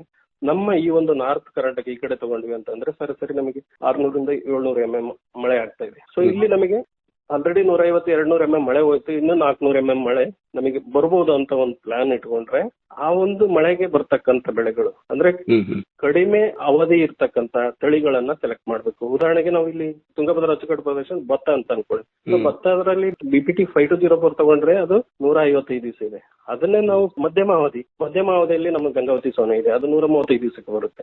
ಇನ್ನು ಕಡಿಮೆ ಅವಧಿ ಅಂತಂದ್ರೆ ಶಾರ್ಟ್ ಡ್ಯೂರೇಷನ್ ಅಂತೀವಿ, ಅದು RNR ಇರ್ಬೋದು. ಸೊ ಆ ತರ ಬೆಳೆಗಳನ್ನ ನಾವು ಏನಂತಂದ್ರೆ ಅಪ್ ಟು ಆಗಸ್ಟ್ 15 ಅಥವಾ ಸೆಪ್ಟೆಂಬರ್ ವರೆಗೆ ಈ ಒಂದು RNR ಅನ್ನ ನಾಟಿ ಮಾಡಬಹುದು. ಹಂಗೆ ಬೇರೆ ಬೇರೆ ಬೆಳೆಗಳಲ್ಲಿ ಕೂಡ ಉದಾಹರಣೆಗೆ ನಮಗೀಗ ಮೆಕ್ಕೆಜೋಳ ಅಂತೂ ಬರೋದೇ ಇಲ್ಲ. ಮೆಕ್ಕೆಜೋಳ ಅಂತಂದ್ರೆ ಅದು ಕೆಂಪು ಉಷ್ಕ ಮಿಶ್ರಿತ ಮಣ್ಣಲ್ಲಿ ಮೆಕ್ಕೆಜೋಳ ನಾಟಿ ಇದನ್ನ ಬಿತ್ತನೆ ಮಾಡ್ಲಿಕ್ಕೆ ಸಾಧ್ಯನೇ ಇಲ್ಲ. ಬಟ್ ಎಲ್ಲಿ ಕಪ್ಪು ಮಣ್ಣಿದೆ ಅಂತಲ್ಲಿ ಕೂಡ ಈ ಮೆಕ್ಕೆಜೋಳನ ಜುಲೈ ಈ ಒಂದು ಸೆಕೆಂಡ್ ವೀಕ್ ವರೆಗೆ ಬಿತ್ತನೆ ಮಾಡಬಹುದಾಗಿತ್ತು. ಬಟ್ ಇನ್ನು ನಮಗೆ ಪರ್ಯಾಯ ಬೆಳೆ ಏನಂತಂದ್ರೆ ಸಜ್ಜೆ ಇರ್ಬೋದು, ನವಣೆ ಇರ್ಬೋದು. ಸೊ ಸಜ್ಜೆ ನವಣೆಯಲ್ಲಿ ನಮಗೆ HMT 100-1 ಇರ್ಬೋದು. ಸೊ ಅದನ್ನ ನಾವು ಒಟ್ಟು ನಮಗೆ ಏನಂತಂದ್ರೆ ಈ ಒಂದು ಜುಲೈ 4ನೇ ವಾರದವರೆಗೂ ಕೂಡ ಬಿತ್ತನೆ ಮಾಡಬಹುದು. ತೊಗರಿಯಲ್ಲಿ ಬಂದ್ವಿ ಅಂತಂದ್ರೆ ತೊಗರಿ ನಮಗೆ TS3R ಅಂತ ಇದೆ. ಸೊ ಅದು ನಮಗೆ 125-130 ದಿವಸದಲ್ಲಿ ಅದು ಬರುತ್ತೆ ಬೆಳೆ ಕಟಾವಿಗೆ. ಸೊ ಆ ತರ ತೊಗರಿನೂ ಕೂಡ ನಮಗೆ ಈ ಒಂದು ಇವಾಗ ಮಳೆ ಬಿದ್ದಿದ್ರೆ ಅಂದ್ರೆ ಜುಲೈ ನಾವು 15ರೊಳಗೆ ಮಳೆ ಬಿದ್ದಿದ್ರೆ ಅದನ್ನ ತೊಗರಿ ನಾಟಿ ಮಾಡಬಹುದಾಗಿತ್ತು. ಬಟ್ ಇಲ್ಲ ಅಂತಂದಾಗ ನಾವು ಉರುಳಿಗೆ ಹೋಗ್ಬೋದು. ಉರುಳಿ ನಮಗೆ ಅಪ್ ಟು ಆಗಸ್ಟ್ ವರೆಗೆ ನಾಟಿ ಮಾಡ್ಲಿಕ್ಕೆ ಯೋಗ್ಯ ಇದೆ. ಜೊತೆಗೆ ಇನ್ನೊಂದು ಏನಂತಂದ್ರೆ ಹೆಸರು ಆಲ್ರೆಡಿ ಹೆಸರು ಬೆಳೆ ಅದನ್ನ ಬಿತ್ತನೆ ಮಾಡ್ಲಿಕ್ಕೆ ಟೈಮ್ ಮುಗಿದಿದೆ. ಇನ್ನೊಂದು ನಮಗೆ ಅತಿ ಮುಖ್ಯವಾಗಿರ್ತಕ್ಕಂಥ ಬೆಳೆ ಅಂದ್ರೆ ಅಲಸಂದಿ. ಈ ಒಂದು ಪರ್ಯಾಯ ಬೆಳೆ ಯೋಜನೆಯಲ್ಲಿ ಅಲಸಂದಿ ಹೆಚ್ಚು ಮಹತ್ವ ಪಡಿತೈತಿ. ಯಾಕಂತಂದ್ರೆ ಈ ಒಂದು ದ್ವಿದಳ ಧಾನ್ಯಗಳು ಮಣ್ಣನ್ನ ಬೇಗ ಕವರ್ ಮಾಡ್ಕೊಂತಾವ. ಸ್ವಲ್ಪ ಮೊಳಕೆ ಆಗಿ 2 3 4 ಬಂತಂದ್ರೂ ಕೂಡ ಭೂಮಿನ ಕವರ್ ಮಾಡ್ತಕ್ಕಂಥ ಬೆಳೆಗಳು. ಅಂದ್ರೆ ಭೂಮಿ ಕವರ್ ಮಾಡೋದ್ರಿಂದ ಏನಾಗುತ್ತೆ ಅಂತಂದ್ರೆ ಇರ್ತಕ್ಕಂಥ ತೇವಾಂಶನ ಬಹಳ ದಿವಸದವರೆಗೆ ಹಿಡಿದಿಟ್ಕೊಳ್ಬಹುದು ಭೂಮಿಯಲ್ಲಿ. ಸೊ ಅದಕ್ಕೋಸ್ಕರ ಒಂದು ಈ ದ್ವಿದಳ ಧಾನ್ಯಗಳನ್ನ ಹಾಕಬೇಕಾಗುತ್ತೆ. ಜೊತೆಗೆ ಸೂರ್ಯಕಾಂತಿ ನಮಗೆ ಆಗಸ್ಟ್ ಸೆಪ್ಟೆಂಬರ್ ತನೂ ಈ ಒಂದು ಸೂರ್ಯಕಾಂತಿಯನ್ನ ಬಳಕಬಹುದು. ಅಂದ್ರೆ ಸ್ವಲ್ಪ ಕಡಿಮೆ ನೀರನ್ನ ಬಳಕೆ ಮಾಡಿಕೊಡ್ತಕ್ಕಂಥ ಇದು ಬೆಳೆ ಆಗಿದೆ. ಸೊ ಹಾಗಾಗಿ ಸೂರ್ಯಕಾಂತಿನ ನಾವು ಇಷ್ಟು ಜೂನ್ ಇರ್ಬೋದು, ಜುಲೈ ಇರ್ಬೋದು, ಆಗಸ್ಟ್ ಇರ್ಬೋದು, ಇವನ್ ಸೆಪ್ಟೆಂಬರ್ ವರೆಗೆ ಬಳಕಬಹುದು. ಜೊತೆಗೆ ಎಳ್ಳು ಕೂಡ ನಮಗೆ ಈ ತಿಂಗಳ 4ನೇ ವಾರ ಅಂದ್ರೆ ನಿಮಗೆ ಇನ್ನೂ ಒಂದು ವಾರ ತನ ಟೈಮ್ ಇದೆ. ಅಲ್ಲಿ ಮಳೆ ಬಂದ್ರು ಕೂಡ ಎಳ್ಳು ಜೊತೆಗೆ ಏನಂತಂದ್ರೆ ಔಡ್ಲನು ಕೂಡ ಬಳಕಬಹುದು. ಸೊ ಈ ತರ ನಾವು ಬೆಳೆ ಯೋಜನೆನ ಪರ್ಯಾಯವಾಗಿ ಮಾಡ್ಕೋಬೇಕಾಗುತ್ತೆ. ಬಟ್ ರೈತರದ್ದು ಏನಾಗಿದೆ ಪರಿಸ್ಥಿತಿ ಅಂದ್ರೆ ಆಲ್ರೆಡಿ ಬಿತ್ಬಿಟ್ಟಿದೀವಿ. ಸೊ ಬಿತ್ತಿದರೆ ಅದನ್ನ ಯಾವ ತರ ಈಗ ಬಿತ್ತಿದರೆ ಮೊಳಕೆ ಬಂದಿದೆ, ಚೆನ್ನಾಗಿದೆ, ಒಂದು 15 ದಿವಸ 20 ದಿವಸದಿದೆ. ಬಟ್ ಈಗ ಬಾಡ್ತಾ ಇದೆ, ಮಳೆ ಇಲ್ಲ. ಇಂಥ ಪರಿಸ್ಥಿತಿಯಲ್ಲಿ ರೈತರು ಏನು ಗಮನದಲ್ಲಿ ಇಟ್ಕೋಬೇಕಂತಂದ್ರೆ ಆದಷ್ಟು ಸ್ವಲ್ಪ ಭೂಮಿನ ನಾವು ಕುಂಟೆ ಹೊಡಿಬೇಕು. ಭೂಮಿ ಅಂದ್ರೆ ಭೂಮಿಯಲ್ಲಿ ಇರ್ತಕ್ಕಂಥ ಕೆಲವೊಂದು ರಂಧ್ರಗಳನ್ನ ಅಥವಾ ಕ್ರ್ಯಾಕ್ಗಳನ್ನ ಮುಚ್ಚುವ ಸಲುವಾಗಿ ಭೂಮಿನ ಒಂಥರ ಒದಿಕೆ ಮಾಡೋದು, ಮಣ್ಣನ್ನೇ ಒದಿಕೆ ಮಾಡದಂಗೆ. ಆವಾಗ ನಮಗೆ ಅಟ್ಲೀಸ್ಟ್ ಒಂದು ವಾರ 10 ದಿವಸದವರೆಗೆ ತೇವಾಂಶನ ಮತ್ತಷ್ಟು ದಿವಸ ಕಾಪಾಡಬಹುದು. ಜೊತೆಗೆ ಇನ್ನೊಂದು ಏನಂತಂದ್ರೆ ಒಂದು 20% ಸಸಿಗಳ ಸಂಖ್ಯೆಯನ್ನ ಕಡಿಮೆ ಮಾಡ್ಬೇಕು. ಅಂದ್ರೆ 100 ಗಿಡ ಅಂತಂದ್ರೆ ಅಟ್ಲೀಸ್ಟ್ ಒಂದು 80 ಗಿಡದಷ್ಟು ಉಳಿಸಿಕೊಂಡು ಉಳಿದಿರ್ತಕ್ಕಂಥ ಒಂದು 20 ಗಿಡನ ನಾವು ತೆಗಿಬೇಕಾಗುತ್ತೆ. ಅಂದ್ರೆ ಆ ಒಂದು 80 ಗಿಡಕ್ಕೆ ಅದರ ನೀರು ಸಿಗಲಿ ಅಂತ. ಜೊತೆಗೆ ಇನ್ನೊಂದು ಏನಂತಂದ್ರೆ ಈ ಒಂದು ಇರ್ತಕ್ಕಂತ ಬೆಳೆನ ನಾವು ಉಳಿಸ್ಕೋಬೇಕಪ್ಪ ಅಂತಂದ್ರೆ ಒಂದು ಆಂಟಿ ಟ್ರಾನ್ಸ್ಪರೆಂಟ್ ಅಂತದ್ದು. ಆಂಟಿ ಟ್ರಾನ್ಸ್ಪರೆಂಟ್ ಅಂತಂದ್ರೆ ಇವು ಏನಾಗ್ತಾ ಇದೆ ಅಂದ್ರೆ ಭೂಮಿಯಲ್ಲಿ ಇರ್ತಕ್ಕಂತ ನೀರನ್ನ ಈ ಒಂದು ಗಿಡಗಳ ಮುಖಾಂತರ, ಎಲೆಗಳ ಮುಖಾಂತರ ನೀರು ಹೊರಗೆ ಹೋಗೋದನ್ನ ತಪ್ಪಿಸ್ತಕ್ಕಂಥದ್ದು. ಅಂದ್ರೆ ಆವಿಯಾಗಿ ಹೋಗ್ತಕ್ಕಂಥ ಇದನ್ನ ತಪ್ಪಿಸ್ತಕ್ಕನ್ನೋದಕ್ಕೆ ನಾವು ಆಂಟಿ ಟ್ರಾನ್ಸ್ಪರೆಂಟ್ ಅಂತೀವಿ. ಟ್ರಾನ್ಸ್ಪರೆಂಟ್ ಅಂತಂದ್ರೆ ನಮಗೆ ನೀರು ಭೂಮಿಯಿಂದ ಬೇಗನೆ ಸೂರ್ಯನ ಕಿರಣಗಳ ಹೇಳ್ಕೊಳ್ತಾವೆ. ಸೊ ಅದು ಎಲೆ ಮತ್ತು ಕಾಂಡದ ಮುಖಾಂತರ ಹೊರಗೋದಕ್ಕೆ ಟ್ರಾನ್ಸ್ಪಿರೇಷನ್ ಅಂತೀವಿ. ಸೊ ಆಂಟಿ ಟ್ರಾನ್ಸ್ಪರೆಂಟ್ ಅಂದ್ರೆ ಅದು ಒಂದು ವಸ್ತು, ಅದಕ್ಕೆ ಒಂದು ಕಯೋಲಿನ್ ಅಂತ ಒಂದು ಇದು ಸಿಗುತ್ತೆ ಕೆಮಿಕಲ್, ಅದು ಚೈನಾ ಕ್ಲೇ ಅಂತೀವಿ. ಸೊ ಅದನ್ನ 1 ಲೀಟರ್ ನೀರಿಗೆ 20 ಗ್ರಾಮ್ ಹಾಕಿ ಅದನ್ನ ಸಿಂಪಡಣೆ ಮಾಡ್ಬೇಕು. ಸೊ ಅದನ್ನ ಸಿಂಪಡಣೆ ಮಾಡೋದ್ರಿಂದ ಏನಾಗುತ್ತೆ ಅಂತಂದ್ರೆ ಈ ಒಂದು ಕವಚ ಆದಂಗ ಆಗುತ್ತೆ ಎಲೆ ಮೇಲೆ. ಸೊ ಅವಾಗ ಇರ್ತಕ್ಕಂಥ ತೇವಾಂಶ ಸೂರ್ಯನ ಎಷ್ಟೇ ಇದ್ರೂ ಕೂಡ ಅದು ಹೊರಗಡೆ ಬಿಟ್ಕೊಡಲ್ಲ. ಅವಾಗ ಏನಾಗುತ್ತೆ ಅಂತಂದ್ರೆ 1 ವಾರ ಆಗ್ಬೋದು, 10 ದಿವಸ ಆದ್ವು, ಮ್ಯಾಕ್ಸಿಮಮ್ 25 ದಿವಸದವರೆಗೆ ಆ ತೇವಾಂಶನ ಗಿಡದಲ್ಲಿ ಇಟ್ಕೊಳ್ಳುತ್ತೆ. ಗಿಡನು ಕೂಡ ಹಾಗೆ ಇರ್ತೈತಿ. ಯಾವಾಗ ನಿಮಗೆ ಮಳೆ ಬರುತ್ತೋ ಅವಾಗ ಅದು ಮತ್ತೆ ಗ್ರೋತ್ ಆಗ್ಲಿಕ್ಕೆ ಅನುಕೂಲ ಇದೆ. ಬಟ್ ಇದು ಆಂಟಿ ಟ್ರಾನ್ಸ್ಪರೆಂಟ್ ಅನ್ನ ಒಂದ್ಸರಿ ನೀವು ಸಿಂಪಡಣೆ ಮಾಡಿದ್ರಿ ಅಂದ್ರೆ ಅದಾದ್ಮೇಲೆ ನೀವೇನಾದ್ರೂ ನ್ಯೂಟ್ರಿಯೆಂಟ್ಸ್ ಕೊಡಕ್ ಹೋದ್ರೆ ಅದು ತಗೊಳಲ್ಲ. ಯಾಕಂದ್ರೆ ಆಲ್ರೆಡಿ ವ್ಯಾಕ್ಸ್ ಅದಕ್ಕೆ ಪೂರ್ತಿ ಎಲೆ ಮೇಲೆ ಕವರ್ ಆಗಿರ್ತೈತಿ. ಅದಕ್ಕೋಸ್ಕರ ಅದನ್ನ ಸಿಂಪಡಣೆ ಮಾಡೋದಕ್ಕಿಂತ ಮುಂಚೆ ನಾವೇನಂತಂದ್ರೆ ಈ ಒಂದು ನ್ಯಾನೋ ಯೂರಿಯಾ ಇರ್ಬೋದು ಅಥವಾ ಯೂರಿಯಾ ನಾರ್ಮಲ್ ಯೂರಿಯಾ ಇದೆಯಲ್ಲ ಅದನ್ನ ಒಂದು 2%, ನಾರ್ಮಲ್ ಯೂರಿಯಾನೇ 2% ಹಾಕಿ ನಾವು ಸಿಂಪಡಣೆ ಮಾಡ್ಬೇಕು. ಅಂದ್ರೆ ಗಿಡಕ್ಕೆ ಅದೇನ್ ಮಾಡುತ್ತೆ ಅಂದ್ರೆ ಅದನ್ನ ನಾವು ಸಂಜೆ ಇರ್ಬೋದು ಅಥವಾ ಬೆಳಗಿನ ಸಮಯದಲ್ಲಿ ಸಿಂಪಡಣೆ ಮಾಡೋದ್ರಿಂದ ಅಲ್ಲಿ ಟೊಮೆಟೊ ಓಪನ್ ಆಗಿರ್ತದೆ. ಸೊ ಅದು ನ್ಯೂಟ್ರಿಯೆಂಟ್ಸ್ ಒಳಗಡೆ ಹೋಗುತ್ತೆ. ಅಂದ್ರೆ ಗಿಡಕ್ಕೆ ಒಂಥರ ಗ್ಲೂಕೋಸ್ ಕೊಟ್ಟಂಗ ಆಗುತ್ತೆ, ಸ್ವಲ್ಪ ಶಕ್ತಿ ಆದಂಗ ಆಗುತ್ತೆ. ಅವಾಗ ನಮಗೆ ಒಂದು 6 ದಿವಸ ಅಥವಾ 10 ದಿವಸ ತಡ್ಕೊಳ್ತಕ್ಕಂಥ ಶಕ್ತಿನೂ ಕೂಡ ಇರ್ತೈತೆ. ಬಟ್ ಟ್ರಾನ್ಸ್ಪರೆಂಟ್ ಆಂಟಿ ಟ್ರಾನ್ಸ್ಪರೆಂಟ್ ಸಿಂಪಡಣೆ ಮಾಡಿದ್ಮೇಲೆ ಇವನ್ನ ಸಿಂಪಡಣೆ ಮಾಡಿದ್ರೆ ಕೆಲಸ ಆಗಲ್ಲ. ಅದಕ್ಕೋಸ್ಕರ ನಾವು ಇವನ್ನ ಏನು ನ್ಯೂಟ್ರಿಯೆಂಟ್ಸ್ ಗಳನ್ನ, ಈ ಉದಾಹರಣೆಗೆ ನಿಮಗೆ 19 ಇರ್ಬೋದು, 17 ಇರ್ಬೋದು, ಜೊತೆಗೆ ನ್ಯಾನೋ ಯೂರಿಯಾ ಇರ್ಬೋದು, ನ್ಯಾನೋ DAP ಇರ್ಬೋದು, ಅವುಗಳನ್ನ ಹೊಡೆದು ಒಂದ್ 2 ದಿವಸ ಬಿಟ್ಟು ನೀವು ಆಂಟಿ ಟ್ರಾನ್ಸ್ಪರೆಂಟ್ ಹೊಡೆದ್ರು ಕೂಡ ಗಿಡ ಒಂದು 20-25 ದಿವಸದವರೆಗೆ ಬದುಕಬಹುದು ಅಂತ ಈ ಒಂದು ಇದರಲ್ಲಿ ನನ್ನ ರೈತರಿಗೆ ತಿಳಿಸ್ಲಿಕ್ಕೆ ನಾನು ಇಚ್ಛೆ ಪಡ್ತೀನಿ. ಅಂದ್ರೆ ಈಗ ಇದನ್ನ ಆಂಟಿ ಟ್ರಾನ್ಸ್ಪರೆಂಟ್ ಹೊಡೆಯುವುದರಿಂದ ಬೆಳೆ ಬೇಗ ಒಣಗುದನ್ನ ತಪ್ಪಿಸಬಹುದು. Yes sir, yes. ಅದು ಬಹಳ ಮುಖ್ಯವಾಗಿ ನಮ್ಮ ಒಂದು 15-20 ದಿವಸದವರೆಗೆ ಬೆಳೆಯನ್ನ ಕಾಪಾಡಿಕಬಹುದು. ಬೆಳೆಗೆ ಕೈಲಿನ್ ಅಂತ ಇದೆ. ಸೊ ಕೈಲಿನ್ ಆಂಟಿ ಟ್ರಾನ್ಸ್ಪರೆಂಟ್, ಸೊ ಅದನ್ನ ನಾವು ಸಿಂಪಡಣೆ ಮಾಡ್ಬೇಕು. ಅದು ನಿಮಗೆ ಎಲ್ಲಾ ಕಡೆನೂ ಸಿಗ್ತಾ ಇದೆ, ಆನ್ಲೈನ್ ಅಲ್ಲಿ ಸಿಗ್ತಾ ಇದೆ. ಇವನ್ ಮಾರ್ಕೆಟ್ ಅಲ್ಲಿ ಕೇಳಿದ್ರೆ ಕೈಲಿನ್ ಅಂತ. ಕೃಷಿ ಇಲಾಖೆಯ ರೈತ ಸಂಪರ್ಕ ಕೇಂದ್ರಗಳಲ್ಲಿ ವಿಚಾರಣೆ ಮಾಡಿದ್ರೆ ಈ ಬಗ್ಗೆ ಮಾಹಿತಿ ಕೊಡ್ತಾರೆ. ಸಿಗುತ್ತೆ. ಅವರು ಕೂಡ ನಿಮಗೆ ಅದನ್ನ ರೆಕಮೆಂಡ್ ಮಾಡ್ತಾರೆ. ಬೇರೆ ಬೇರೆ ಕಂಪನಿಯಲ್ಲಿ ಬೇರೆ ಬೇರೆ ಇದು ಬಂದಿದೆ ಅದು. ಸೊ ಆಂಟಿ ಟ್ರಾನ್ಸ್ಪರೆಂಟ್ ಅಂತ ಕೇಳಿದ್ರೆ ಕೊಡ್ತಾರೆ. ಸೊ ಅದನ್ನ ಸ್ವಲ್ಪ ಗಮನದಲ್ಲಿಟ್ಕೊಂಡು ರೈತರು ಈ ರೀತಿ ಬದಲಾಗುವಂತಹ ವಾತಾವರಣದ ವೈಪರೀತ್ಯಗಳಿಂದಾಗಿ ಮುಂಜಾಗ್ರತೆಯಿಂದಾಗಿ ಮಣ್ಣಿನ ತೇವಾಂಶವನ್ನ ಕಾಪಾಡಿಕೊಳ್ಳಕ್ಕೆ ಇನ್ನು ಏನನ್ನ ಅನುಸರಿಸಬಹುದು ಸರ್? ತೇವಾಂಶ ಕಡಿಮೆ ಆಗೋದಂತೂ ಆಗಿದೆ, ಅದಕ್ಕೆ ಬಹಳ ಮುಖ್ಯವಾದ ಕಾರಣಗಳನ್ನ ಹೇಳಿದ್ರಿ ತಾವು. ಇನ್ನೂ ಏನಾದ್ರು ಕಾರಣಗಳಿದ್ದು ಮತ್ತೆ ಅದನ್ನ ರೈತರು ಸ್ವಲ್ಪ ಮುಂದಾಲೋಚನೆ ಮಾಡಿ ಏನೆಲ್ಲ ಮಾಡಬಹುದು ಅಂತ. ಓಕೆ, ನಂದು ಒಂದು ಕೇಳ್ಕೊಳ್ಳೋದೇನಂತಂದ್ರೆ ರೈತರು ಕಡ್ಡಾಯವಾಗಿ ನೋಡಿ, ಹಿಂದೆ ನಮ್ಮ ಅಜ್ಜ ತಾತ ಅವರೆಲ್ಲ ಇರ್ಬೇಕಾದ್ರೆ ದನಕರುಗಳು ಹೊರಗಡೆ ಹೋದ್ರೆ ಅಲ್ಲಿರ್ತಕ್ಕಂಥ ರೋಡಲ್ಲಿ ಇರ್ತಕ್ಕಂಥ ಸೆಗಣಿ ಇರ್ಬೋದು ಅಥವಾ ಏನೇ ಇರ್ಬೋದು ಅದನ್ನೆಲ್ಲ ತಂದು ಒಂದ್ ಕಡೆ ಸಿಪ್ಪೆ ಹಾಕಿ ಅದನ್ನ ನಾವು ಬಿತ್ತನೆ ಮಾಡ್ಬೇಕಾದ್ರೆ ಮುಂಚಿತವಾಗಿ ಭೂಮಿಗೆ ಸೇರಿಸ್ತಾ ಇದ್ವಿ. ಸೊ ಈಗ ಆ ತರ ಯಾವುದೇ ಒಂದು ಇದು ಇಲ್ಲ. ಆಮೇಲೆ ಇನ್ನೊಂದ್ ಏನಂತಂದ್ರೆ ರೈತರು ಯಾವುದೇ ಬೆಳೆ ಕಟಾವ್ ಆದ್ಮೇಲೆ ಅದ್ರಲ್ಲಿ ಇರ್ತಕ್ಕಂಥ ದಂಟು ಮೇವೇನಿದೆಯಲ್ಲ ಅದನ್ನ ಬೇಗನೆ ಸುಟ್ಟು ಹಾಕ್ಬಿಡ್ತಾರೆ. ಅದನ್ನ ಯಾವುದೇ ಕಾರಣಕ್ಕೂ ಸುಡಬಾರ್ದು. ಸೊ ಹಾಗಾಗಿ ನಾನು ಇದರಲ್ಲಿ ತಿಳಿಸೋದೇನಂತಂದ್ರೆ ಹಿಂದೇನು ಕೂಡ ಮಳೆ ಕಡಿಮೆನೆ ಬರ್ತಾ ಇತ್ತು. ಹಿಂದೆ ನಮ್ಮ ಅಜ್ಜ ತಾತ ಇದ್ದಾಗ ಅವಾಗೂ ಕಡಿಮೆ ಇತ್ತು, ಬಟ್ ಈಗನೂ ಕೂಡ ಕಡಿಮೆ ಇದೆ. ಇಲ್ಲಿ ವ್ಯತ್ಯಾಸ ಆಗಿರೋದೇನಂತಂದ್ರೆ ಭೂಮಿಯಲ್ಲಿ ಈ ಒಂದು ಸಾವಯವ ಅಂಶ ಇಲ್ಲ. ಸಾವಯವ ಅಂಶ ಅಂತಂದ್ರೆ ಈಗ ನಮಗೆ ಸಾವಯವ ಅಂಶ ಅಂದ್ರೆ ಈ ಆರ್ಗ್ಯಾನಿಕ್ ಕಾರ್ಬನ್ ಇರ್ಬೋದು, ಆರ್ಗ್ಯಾನಿಕ್ ಕಾರ್ಬನ್ ಅಂಶ ಕಡಿಮೆ ಆಗಿದೆ. ಅದಕ್ಕೋಸ್ಕರ ಅದನ್ನ ಸೇರ್ಸ್ಬೇಕಪ್ಪ ಅಂತಂದ್ರೆ ಏನ್ ಮಾಡ್ಬೇಕು, ಭೂಮಿಯಲ್ಲಿ ಬೆಳೆದಿರ್ತಕ್ಕಂತ ಎಲ್ಲಾ ದಂಟನ್ನು ಭೂಮಿಗೆನೆ ಸೇರ್ಸ್ಬೇಕು. ಏನು ಎಕನಾಮಿಕ್ ಪಾರ್ಟ್, ಆಹಾರದ ಬೆಳೆ ಏನಿದೆಯೋ, ತರಕಾರಿ ಬೆಳೆ ಏನಿದೆಯೋ ಅದು ಮನುಷ್ಯನಿಗೆ ಏನ್ ಬೇಕಾಗಿದೆ ಅದನ್ನ ಅಷ್ಟೇ ತಗೊಂಡು ರೈತ ಉಳಿದಿರ್ತಕ್ಕಂಥ ಭಾಗನ ಅಲ್ಲೇ ಭೂಮಿಗೆ ಸೇರಿಸ್ಬೇಕು. ಅದು ಒಂದು ಪದ್ಧತಿ. ಸೊ ಅದನ್ನ ಏನು ಅಂತಂದ್ರೆ ಅದನ್ನೆಲ್ಲರೂ ನಾವು ಸುಟ್ಟ ಹಾಕೋದ್ರಿಂದ ಭೂಮಿಗೆ ಮ್ಯಾಕ್ಸಿಮಮ್ ಈ ಒಂದು ಹವಾಮಾನ ಬದಲಾವಣೆ ಆಗ್ಲಿಕ್ಕೆ ಇನ್ನೂ ಹೆಚ್ಚು ಅವಕಾಶ ಮಾಡಿಕೊಟ್ಟಂಗಾಗುತ್ತೆ. ಯಾಕಂತಂದ್ರೆ 1 ಟನ್ ಬರೀ ಭತ್ತದ ಹುಲ್ಲ ಎಕ್ಸಾಂಪಲ್ ತಗೊಂಡ್ವಿ ಅಂದ್ರೆ 1 ಟನ್ ಹುಲ್ಲು ಸುಟ್ವಿ ಅಂತಂದ್ರೆ ಸುಮಾರು ನಮಗೆ 15ರಿಂದ 20 kg ಅಷ್ಟು ಯೂರಿಯಾ ಸುಟ್ಟಂಗಾಗುತ್ತೆ. ಜೊತೆಗೆ ನಮಗೆ 6ರಿಂದ 7 kg ಅಷ್ಟು DAP ಗೊಬ್ಬರ ಸುಟ್ಟಂಗಾಗುತ್ತೆ, ಅಂದ್ರೆ ಫಾಸ್ಫರಸ್ ಇರ್ತಕ್ಕಂಥ ಇದನ್ನ. ಆಮೇಲೆ ಒಂದು 20 kg ಅಷ್ಟು ಪೊಟ್ಯಾಶ್ ಸುಟ್ಟಂಗಾಗುತ್ತೆ. ಜೊತೆಗೆ 400 kg, ಇದು ಇಂಪಾರ್ಟೆಂಟ್, 400 kg ಅಷ್ಟು ಒಂದು ಸಾವಯವ ಇಂಗಾಲನ ನಾವು ಭೂಮಿಗೆ ಸೇರಿಸೋದನ್ನ ಹೊರಗಡೆ ಕಳಿಸ್ದಂಗಾಗುತ್ತೆ. ಸೊ ಎಷ್ಟು ಸಾವಯವ ಇಂಗಾಲ ಹೊರಗಡೆ ಹೋಗುತ್ತೆ ಭೂಮಿ ಮೇಲೆ ಇರ್ತೈತೋ ವಾತಾವರಣ ಬದಲಾವಣೆ ಆಗ್ಲಿಕ್ಕೆ, ಈ ಒಂದು ಮಳೆ ಬಾರದೇ ಇರ್ಲಿಕ್ಕೆ ಇವೆಲ್ಲ ಕಾರಣ ಆಗ್ಲಿಕ್ಕೆ ನಾವು ಮಾಡ್ತಕ್ಕಂಥ ಒಂದು ರೈತರಂತ ಅನ್ಬೋದು ಅಥವಾ ನಾವೇ ಇರ್ಬೋದು. ಈಗ ನಾವೇನಂದ್ರೆ ಈ ಒಂದು ವಾತಾವರಣ ಅಥವಾ ಅರಣ್ಯಕರಣ ಅಥವಾ ಭೂಮಿ ಮೇಲೆ ಒಂಥರ ದರೋಡೆ ಮಾಡಿದಂಗೆ ಮಾಡ್ತಾ ಇದೀವಿ. ಸೊ ಅದನ್ನ ಆಕ್ಚುಲಿ ನಾವು ತಪ್ಪಿಸ್ಬೇಕಾಗಿದೆ. ಸೊ ಅದಕ್ಕೋಸ್ಕರ ನಾವು ಈಗ ರೈತರು ನಾವು ಸಗಣಿ ಗೊಬ್ಬರ ಹಾಕ್ತೀವಿ, ಯಾಕಂದ್ರೆ ಆಲ್ರೆಡಿ ದನಕರುಗಳು ಬಹಳಷ್ಟು ಸಂಖ್ಯೆ ಕಡಿಮೆ ಆಗಿದೆ. ಸೊ ದನಕರುಗಳೇ ಸಿಗ್ತಾ ಇಲ್ಲ. ಈಗ ಮತ್ತೆ ನಾವು ಸಾವಯವ ವಸ್ತು ಎಲ್ಲಿ ಹಾಕ್ಬೋದು? ಉದಾಹರಣೆಗೆ ನಿಮಗೆ ಇನ್ನೊಂದು ಏನು ಅಂತಂದ್ರೆ ಹಸಿರೆಲೆ ಗೊಬ್ಬರಗಳು. ಸೊ ಹಸಿರೆಲೆ ಗೊಬ್ಬರದಲ್ಲಿ ಉದಾಹರಣೆಗೆ ಸೆಣಬು ಇರ್ಬೋದು, ಡಯಾಂಚ ಇರ್ಬೋದು, ಪಿಳಿಪಿಸ್ ಇರ್ಬೋದು, ಅಥವಾ ದ್ವಿದಳ ಧಾನ್ಯಗಳು. ಯಾವುದೇ ದ್ವಿದಳ ಧಾನ್ಯ ನೀವು ಅಲಸಂದಿ ತಗೊಳ್ಳಿ, ಹೆಸರು ತಗೊಳ್ಳಿ, ಉದ್ದು ತಗೊಳ್ಳಿ, ಅವನೇನಂತಂದ್ರೆ ಕಾಳು ಕಿತ್ಕೊಂಡು ಅದನ್ನ ಇರ್ತಕ್ಕಂಥ ದಂಟನ್ನ ಅಥವಾ ಎಲೆಗಳನ್ನ ಭೂಮಿಗೆ ಸೇರಿಸ್ಬಿಟ್ರೆ ಅದು ಕೂಡ ಇದಾಗುತ್ತೆ, ಒಂಥರ ಸಾವಯವ ವಸ್ತು ಭೂಮಿಗೆ ಸೇರಿದಂಗೆ ಆಗುತ್ತೆ.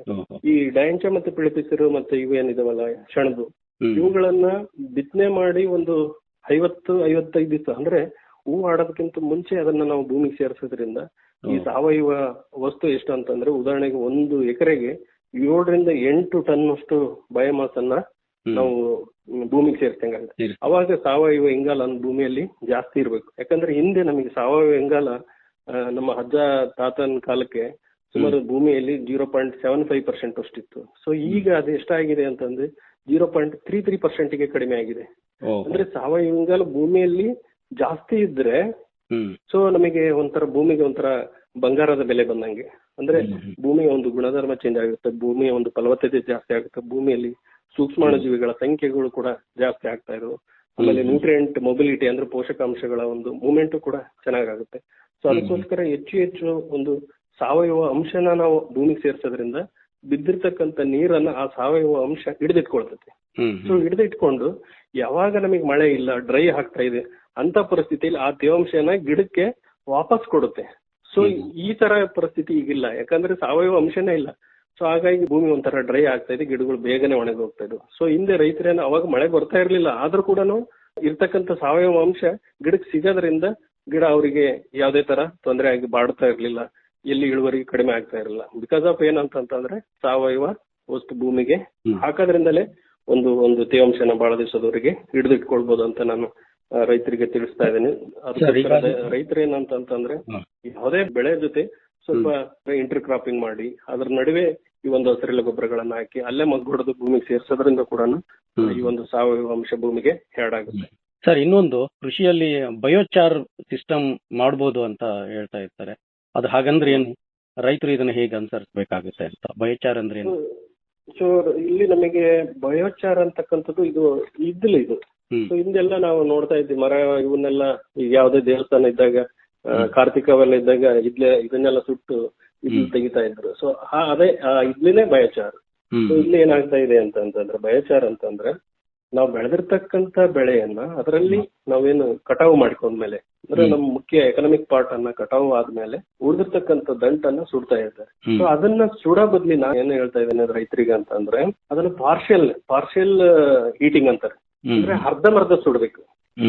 ಸೊ ಅರ್ಧ ನಾವು ಇದನ್ನ ಸುಡೋದ್ರಿಂದ ಏನಾಗುತ್ತೆ, ಅದನ್ನ ಆಮೇಲೆ ನೀರ್ ಹಾಕಿ ನೆನ್ಸ್ಬಿಟ್ರೆ ಸ್ವಲ್ಪ ಇದ್ಲು ಬಂದಂಗಾಗುತ್ತೆ. ಆ ಇದ್ಲುಗಳನ್ನ ಸಣ್ಣ ಇದ್ಲು ಮಾಡಿ ಅದನ್ನ ನಾವು 1 ಎಕರೆಗೆ ನೀವು ಟನ್ ಗಟ್ಲೆನ ಹಾಕ್ಬೋದು. 1 ಟನ್ ಸಿಗ್ತೈತೆ ಅಂತಂದ್ರೆ 1 ಟನ್ ಹಾಕೋದ್ರಿಂದ ಏನಾಗುತ್ತೆ ಅಂತಂದ್ರೆ ನೀವು ಸಾವಯವ ಅಂಶ ಆ್ಯಡ್ ಆದಂಗಾಗುತ್ತೆ. ಆರ್ಗ್ಯಾನಿಕ್ ಕಾರ್ಬನ್ ಸುಮಾರು ಒಂದು 100 ವರ್ಷ 150 ವರ್ಷ ನಿಮ್ ಭೂಮಿಯಲ್ಲಿ ಇದ್ದಂಗ ಆಗುತ್ತೆ. ಈ ಒಂದು ಬಯೋಚಾರ್ನ ಮುಖ್ಯ ಕೆಲಸ ಏನಂತಂದ್ರೆ ಇದು ಬಿದ್ದಿರ್ತಕ್ಕಂಥ ನೀರನ್ನ ಹಿಡಿದಿಟ್ಕೊಳ್ಳುತ್ತೆ. ಆಮೇಲೆ ನೀವು ಹಾಕಿರ್ತಕ್ಕಂಥ ಗೊಬ್ಬರನು ಕೂಡ ಎಳ್ಕೊಳ್ಳುತ್ತೆ. ಎಳ್ಕೊಂಡು ಗಿಡಕ್ಕೆ ಅದು ಒದಗಿಸ್ತಕ್ಕಂಥ ಒಂದು ಕೆಲಸನ ಈ ಒಂದು ಬಯೋಚಾರ್ ಮಾಡ್ತಾ ಇದೆ. ಅದಕ್ಕೋಸ್ಕರ ರೈತರಲ್ಲಿ ನಾನು ಮನವಿ ಮಾಡಿಕೊಳ್ಳೋದೇನಂತಂದ್ರೆ ಯಾವುದೇ ಕಾರಣಕ್ಕೂ ನೀವು ಬೆಳೆದಿರ್ತಕ್ಕಂಥ ಬೆಳೆ ದಂಟ ಅಥವಾ ಮೇವನ್ನ ಸುಡಬೇಡ್ರಿ. ಅದನ್ನ ಹಂಗೇನಾರು ನೀವು ಸುಡ್ಬೇಕು ಅಂತಂದ್ರೆ ಅದನ್ನ ಪಾರ್ಷಿಯಲ್ ಅಂದ್ರೆ ಅರ್ಧ ಸುಟ್ಟು ಅದನ್ನ ನೀವು ಭೂಮಿಗೆ ಇದ್ಲು ಮಾಡಿ ಹಾಕೋದ್ರಿಂದ ಹೆಚ್ಚು ಅನುಕೂಲ ಆಗುತ್ತೆ, ಹೆಚ್ಚು ಫಲವತ್ತತೆ ಆಗುತ್ತೆ. ಸೊ ಹೆಚ್ಚು ಸಾವಯವ ಆರ್ಗ್ಯಾನಿಕ್ ಕಾರ್ಬನ್ ನಿಮ್ಮಲ್ಲಿ ಇರೋದ್ರಿಂದ ಸೂಕ್ಷ್ಮಾಣುಜೀವಿಗಳು ಅಂದ್ರೆ ನಮಗೆ ಭೂಮಿಗೆ ಜೀವ ಐತಿ ಅನ್ಲಿಕ್ಕೆ ಕಾರಣ ಅಂತಂದ್ರೆ ಸೂಕ್ಷ್ಮಾಣುಜೀವಿಗಳು. ಸೊ ಆ ಜೀವಿಗಳು ಯಾವಾಗ ಕಡಿಮೆ ಆಗ್ತೈತೋ ಅವಾಗ ನಿಮ್ ಭೂಮಿ ಸತ್ತೋದಂಗೆ. ಸೊ ಅದಕ್ಕೋಸ್ಕರ ನಾವೇನಂತಂದ್ರೆ ಭೂಮಿಯಲ್ಲಿ ಆದಷ್ಟು ಸೂಕ್ಷ್ಮಾಣುಜೀವಿಗಳನ್ನ ಬೆಳೆಸಬೇಕು. ಅದಕ್ಕೋಸ್ಕರ ರೈತರು ಈ ಒಂದು ಬಯೋಚಾರ್ ಅನ್ನ ಉಪಯೋಗ ಮಾಡ್ಲಿ ಅಂತ ನಾನು ತಿಳಿಸ್ತಾ ಇದ್ದೀನಿ. ಸರ್, ಈಗ ಇನ್ನೊಂದು, ಈಗ ಇಂತಹ ಸಂದರ್ಭದಲ್ಲಿ ರೈತರು ಏಕ ಬೆಳೆ ಪದ್ಧತಿಗಿಂತ ಮಿಶ್ರ ಬೆಳೆ ಪದ್ಧತಿಗೆ ಅಥವಾ ಬಹು ಬೆಳೆ ಪದ್ಧತಿಗೆ ಹೋಗೋದು ಸೂಕ್ತನ? ಹಾಗೆ ಹೋಗೋದಾದ್ರೆ ಯಾವ ಬೆಳೆಗಳು ಸೂಕ್ತ ಅಂತ? ಈಗ ನಾನು ರೈತರಿಗೆ ತಿಳಿಸೋದೇನಂತಂದ್ರೆ ಇತ್ತೀಚಿನ ದಿನಗಳಲ್ಲಿ ಬಹಳಷ್ಟು ರೈತರು ಎಲ್ಲ ಸಿಂಗಲ್ ಕ್ರಾಪ್, ಒಂದೇ ಕ್ರಾಪ್. ಉದಾಹರಣೆಗೆ ಮೆಕ್ಕೆಜೋಳ. ಈಗ ನಮಗೆ ಯಾವ್ದು ಅಂತದ್ದು ಭತ್ತ ಒಂದೇ ಬೆಳೆ, ಒಂದೊಂದೇ ಬೆಳೆಗಳನ್ನ ಬೆಳ್ಕೊಳ್ತಾ ಹೋಗ್ತಾ ಇದ್ದಾರೆ. ಹಿಂದಿನ ಕಾಲಕ್ಕೆ ಏನಿತ್ತು ಅಂತಂದ್ರೆ ಈಗ ನಾವು ಬಿತ್ತನೆ ಮಾಡ್ಬೇಕಾದ್ರೆ ಈ ಒಂದು ಅಕಡಿ ಕಾಳು ಅಂತ ಹಾಕರು, ಅಂದ್ರೆ ಈ ಜೊತೆಗೆ ಮಿಶ್ರ ಬೆಳೆ ಬೇರೆ ಬೇರೆ ಬೆಳೆಗಳನ್ನು ಕೂಡ ಹಾಕಿ ಬಿತ್ತನೆ ಮಾಡ್ತಕ್ಕಂಥದ್ದು. ಸೊ ಇದರಿಂದ ಏನಾಗ್ತಾ ಇದೆ ಅಂತಂದ್ರೆ ಮಿಶ್ರ ಬೆಳೆ ಇರ್ಬೋದು ಅಥವಾ ಬೆಳೆ ಪರಿವರ್ತನೆ, ಒಂದು ಬೆಳೆ ಆದ್ಮೇಲೆ ಇನ್ನೊಂದು ಬೆಳೆ ಹಾಕ್ಬೇಕು. ಈಗ ಏಕದಳ ಹಾಕಿದ್ರಿ, ನೀವು ಮೆಕ್ಕೆಜೋಳ ಹಾಕಿರ ಅಥವಾ ಜೋಳ ಹಾಕಿದ್ರಿ, ಅದು ಆದ್ಮೇಲೆ ನಾವು ದ್ವಿದಳನ್ನ ಹಾಕ್ಬೇಕು. ಸೊ ಇಲ್ಲ ಅಂತಂದ್ರೆ ಈ ಒಂದು ಇಂಟರ್ ಕ್ರಾಪಿಂಗ್, ಉದಾಹರಣೆಗೆ ನಮಗೆ ಏನಂತಂದ್ರೆ ಈಗ ಶೇಂಗಾ ಹಾಕಿದ್ರಿ, ಶೇಂಗಾದ ಇದರಲ್ಲಿ ನಮಗೆ ಜೋಳ ಇರ್ಬೋದು ಅಥವಾ ತೊಗರೆ ಇರ್ಬೋದು. ಆಮೇಲೆ ಈಗ ನಿಮಗೆ ಮೆಕ್ಕೆಜೋಳ ಇದೆ, ಆ ಮೆಕ್ಕೆಜೋಳದಲ್ಲಿ ತೊಗರೆ ಹಾಕಬಹುದು. ಸೊ ಈ ತರ ನಾವು ಏಕದಳ ಮತ್ತು ದ್ವಿದಳ ಬೆಳೆಗಳನ್ನ ಮಿಶ್ರಣ ಮಾಡೋದ್ರಿಂದ ಈ ಭೂಮಿಯ ಒಂದು ಫರ್ಟಿಲೈಸರ್ ಅಂದ್ರೆ ಪೋಷಕಾಂಶಗಳನ್ನ ಬ್ಯಾಲೆನ್ಸ್ ಆಗಿ ಇಟ್ಕೋಬಹುದು. ಯಾಕಂದ್ರೆ ಒಂದು ಗಿಡ ಈ ಏಕದಳ ಇದೇನಲ್ಲ, ಅದು ಏನಂದ್ರೆ ಹೆಚ್ಚು ಗೊಬ್ಬರ ತಗೊಂಡ್ರೆ ಈ ದ್ವಿದಳ ಏನಾಗುತ್ತೆ, ಗೊಬ್ಬರವನ್ನ ಭೂಮಿಯಲ್ಲಿ ಫಿಕ್ಸ್ ಮಾಡುತ್ತೆ. ಸೊ ಹಾಗಾಗಿ ಭೂಮಿಯಲ್ಲಿ ಈ ಒಂದು ಗೊಬ್ಬರದ ಒಂದು ಸಮ ಪ್ರಮಾಣವನ್ನ ನಾವು ಕಾಪಾಡ್ಕೋಬಹುದು. ಆಮೇಲೆ ತೇವಾಂಶನೂ ಕೂಡ ಬಹಳ ದಿವಸ ಹಿಡಿದಿಟ್ಕೊಳ್ಬಹುದು. ಯಾಕಂದ್ರೆ ಅದು ಭೂಮಿನ ಕವರ್ ಆಗುತ್ತೆ ದ್ವಿದಳ ಧಾನ್ಯಗಳು. ಸೊ ಹಾಗಾಗಿ ನಾವು ಇದನ್ನ ಮಾಡೋದ್ರಿಂದ ಏನಂತಂದ್ರೆ ಈ ಮತ್ತು ರೋಗ ಕೀಟಗಳನ್ನು ರಕ್ಷಣೆ ಮಾಡ್ಬೋದು. ವಾತಾವರಣದಲ್ಲಿ ಏನೇ ಬದಲಾವಣೆ ಆದ್ರೂ ರೈತರಿಗೆ ತಡ್ಕೊಳ್ತಕ್ಕಂತ ಅಂದ್ರೆ ಭೂಮಿಯನ್ನ ರಕ್ಷಣೆ ಮಾಡ್ತಕ್ಕಂಥದ್ದು ಆ ಬೆಳೆಗಳಿಗೆ ಶಕ್ತಿ ಇದೆ. ಅದಕ್ಕೋಸ್ಕರ ಈ ತರ ಮಿಶ್ರ ಬೆಳೆಗಳನ್ನು ಮಾಡೋದ್ರಿಂದ ರೈತರಿಗೆ ರೋಗ ಕೀಟದ ಬಾಧೆ, ಆಮೇಲೆ ಕಳೆಗಳನ್ನು ಕೂಡ ಕಂಟ್ರೋಲ್ ಮಾಡಬಹುದು ಅಂತ ನಾನು ಈ ಒಂದು ಸಂದರ್ಭದಲ್ಲಿ ರೈತರಿಗೆ ತಿಳಿಸ್ತಾ ಇದ್ದೇನೆ. ಸರ್, ಈಗ ರೈತರಿಗೆ ವಾತಾವರಣ ಮತ್ತು ಪರಿಸರವನ್ನು ಉಳಿಸ್ಕೊಳ್ಳಕ್ಕೆ ಅರಣ್ಯೀಕರಣದ ಪಾತ್ರ ಏನಿದೆ ಸರ್? ಅಥವಾ ಮಳೆ ಕಡಿಮೆ ಆಗೋದಕ್ಕೆ ಇದು ಯಾವ ರೀತಿ ಕಾರಣ ಆಗ್ತದ ಅಥವಾ ಮಳೆ ಹೆಚ್ಚಳಕ್ಕೆ ಕಾರಣ ಆಗ್ತದ? ಹೇಗೆ ಇದು? ಇದು ನೋಡಿ, ಇದು ಬಹಳ ಇಂಪಾರ್ಟೆಂಟ್, ಒಳ್ಳೆ ಪ್ರಶ್ನೆ ಇದು. ಯಾಕಂತಂದ್ರೆ ಅರಣ್ಯೀಕರಣ ಅಂತಂದ್ರೆ ನಾವೀಗ ಒಂದು 33% ಅಷ್ಟು ಅರಣ್ಯೀಕರಣ ಇರಬೇಕು. ಯಾವುದೇ ಒಂದು ಸರ್ಕಾರ ಅಥವಾ ಇದರಲ್ಲಿ ಗವರ್ಮೆಂಟ್ ಅಲ್ಲಿ ನಾವು ವಿಚಾರ ಮಾಡೋದಾದ್ರೆ 33% ಅರಣ್ಯೀಕರಣ ಇರಬೇಕಾಗಿ. ಬಟ್ ಈಗ ಏನಾಗಿದೆ, ಹಿಂದೆ 33 ಇತ್ತು, ಈಗ ನಮಗೆ ಅದು 14% ವರೆಗೆ ಕಡಿಮೆ ಆಗಿದೆ. ಸೊ ನಮಗೆ ಈಗ ಉದಾಹರಣೆಗೆ ಸೃಷ್ಟಿಕರ್ತೆ ಭೂತಾಯಿ ಅಥವಾ ಸೃಷ್ಟಿಕರ್ತೆ ಪಾರ್ವತಿ ದೇವಿ ನಮಗೆ ಏನು ಇದು ಮಾಡಿದಾರೆ, ವರದಾನ ಹೆಂಗಿದೆ ಅಂತಂದ್ರೆ ಈ ಸೃಷ್ಟಿಯನ್ನ ಕ್ರಿಯೇಟ್ ಮಾಡಿದಾಗ ಗಿಡಗಳು ಇದ್ವು, ಜೊತೆಗೆ ಪ್ರಾಣಿಗಳು ಪಕ್ಷಿಗಳೆಲ್ಲ ಇದ್ವು. ಇಲ್ಲಿ ಏನಂದ್ರೆ ಒಂದಕ್ಕೊಂದು ಪೂರಕ ಇರಬೇಕು. ಪೂರಕ ಅಂತಂತಂದ್ರೆ ಇಲ್ಲಿ ಅರಣ್ಯೀಕರಣ ಇದೆ, ಗಿಡಗಳು ಇದಾವು, ಇಲ್ಲಿ ಪ್ರಾಣಿ ಪಕ್ಷಿಗಳು ಇದಾವೆ. ಇಲ್ಲಿ ಏನಾಗ್ತಾ ಇದೆ ಅಂದ್ರೆ ಅರಣ್ಯೀಕರಣದಿಂದ ಬಂದಿರತಕ್ಕಂತ ಆಹಾರನ ಈ ಪ್ರಾಣಿ ಪಕ್ಷಿಗಳು ತಿಂತಾ ಇದ್ವು. ಪ್ರಾಣಿ ಪಕ್ಷಿಗಳಿಂದ ಬಂದಿರತಕ್ಕಂತ ವೇಸ್ಟ್ ಏನು ಮಲಮೂತ್ರ ಇರ್ಬೋದು ಅಥವಾ ಗಂಜಲಿ ಇರ್ಬೋದು, ಅವುಗಳನ್ನ ಗಿಡಕ್ಕೆ ಕೊಡ್ತಕ್ಕಂಥದ್ದು. ಇದು ಸೃಷ್ಟಿಯ ನಿಯಮ. ಸೃಷ್ಟಿಕರ್ತೆ ಅದನ್ನ ರೆಡಿ ಮಾಡಿಟ್ಟು ನಮ್ದು ಈಗ ಏನಾಗಿದೆ ಅಂತಂದ್ರೆ ಅರಣ್ಯೀಕರಣದಲ್ಲಿ ನಾವು ಬಹಳಷ್ಟು ಅರಣ್ಯವನ್ನ ಕಡಿಮೆ ಮಾಡ್ತಾ ಬಂದಿದ್ದೀವಿ.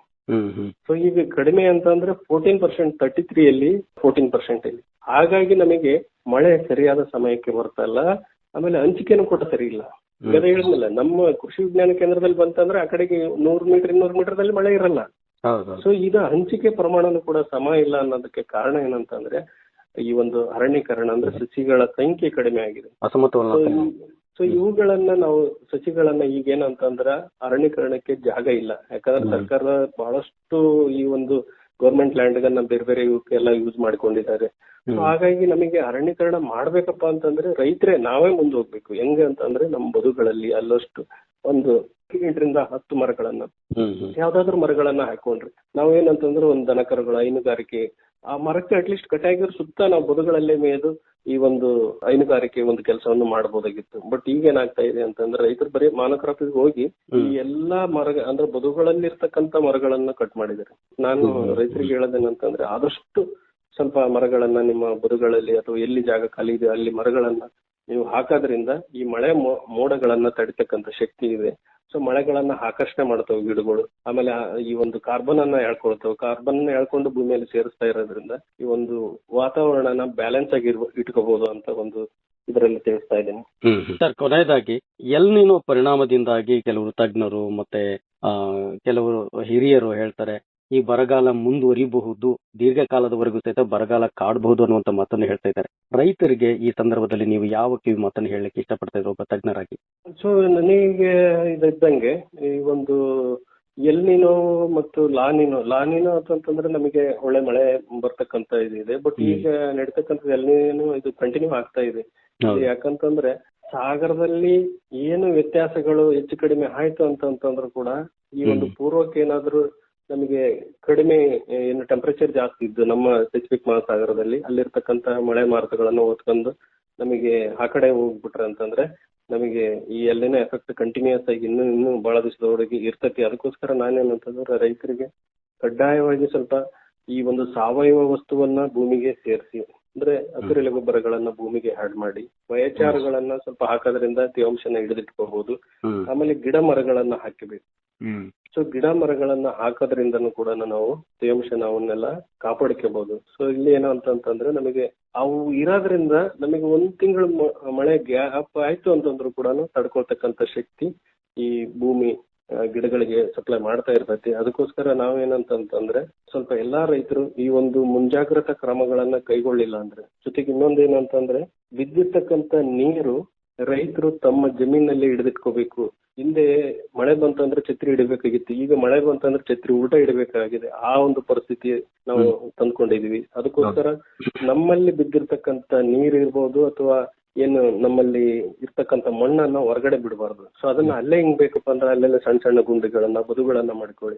ಸೊ ಆಮೇಲೆ ಕೃಷಿ ಹೊಂಡಗಳನ್ನ ಮಾಡ್ಕೊಳ್ಳಿ.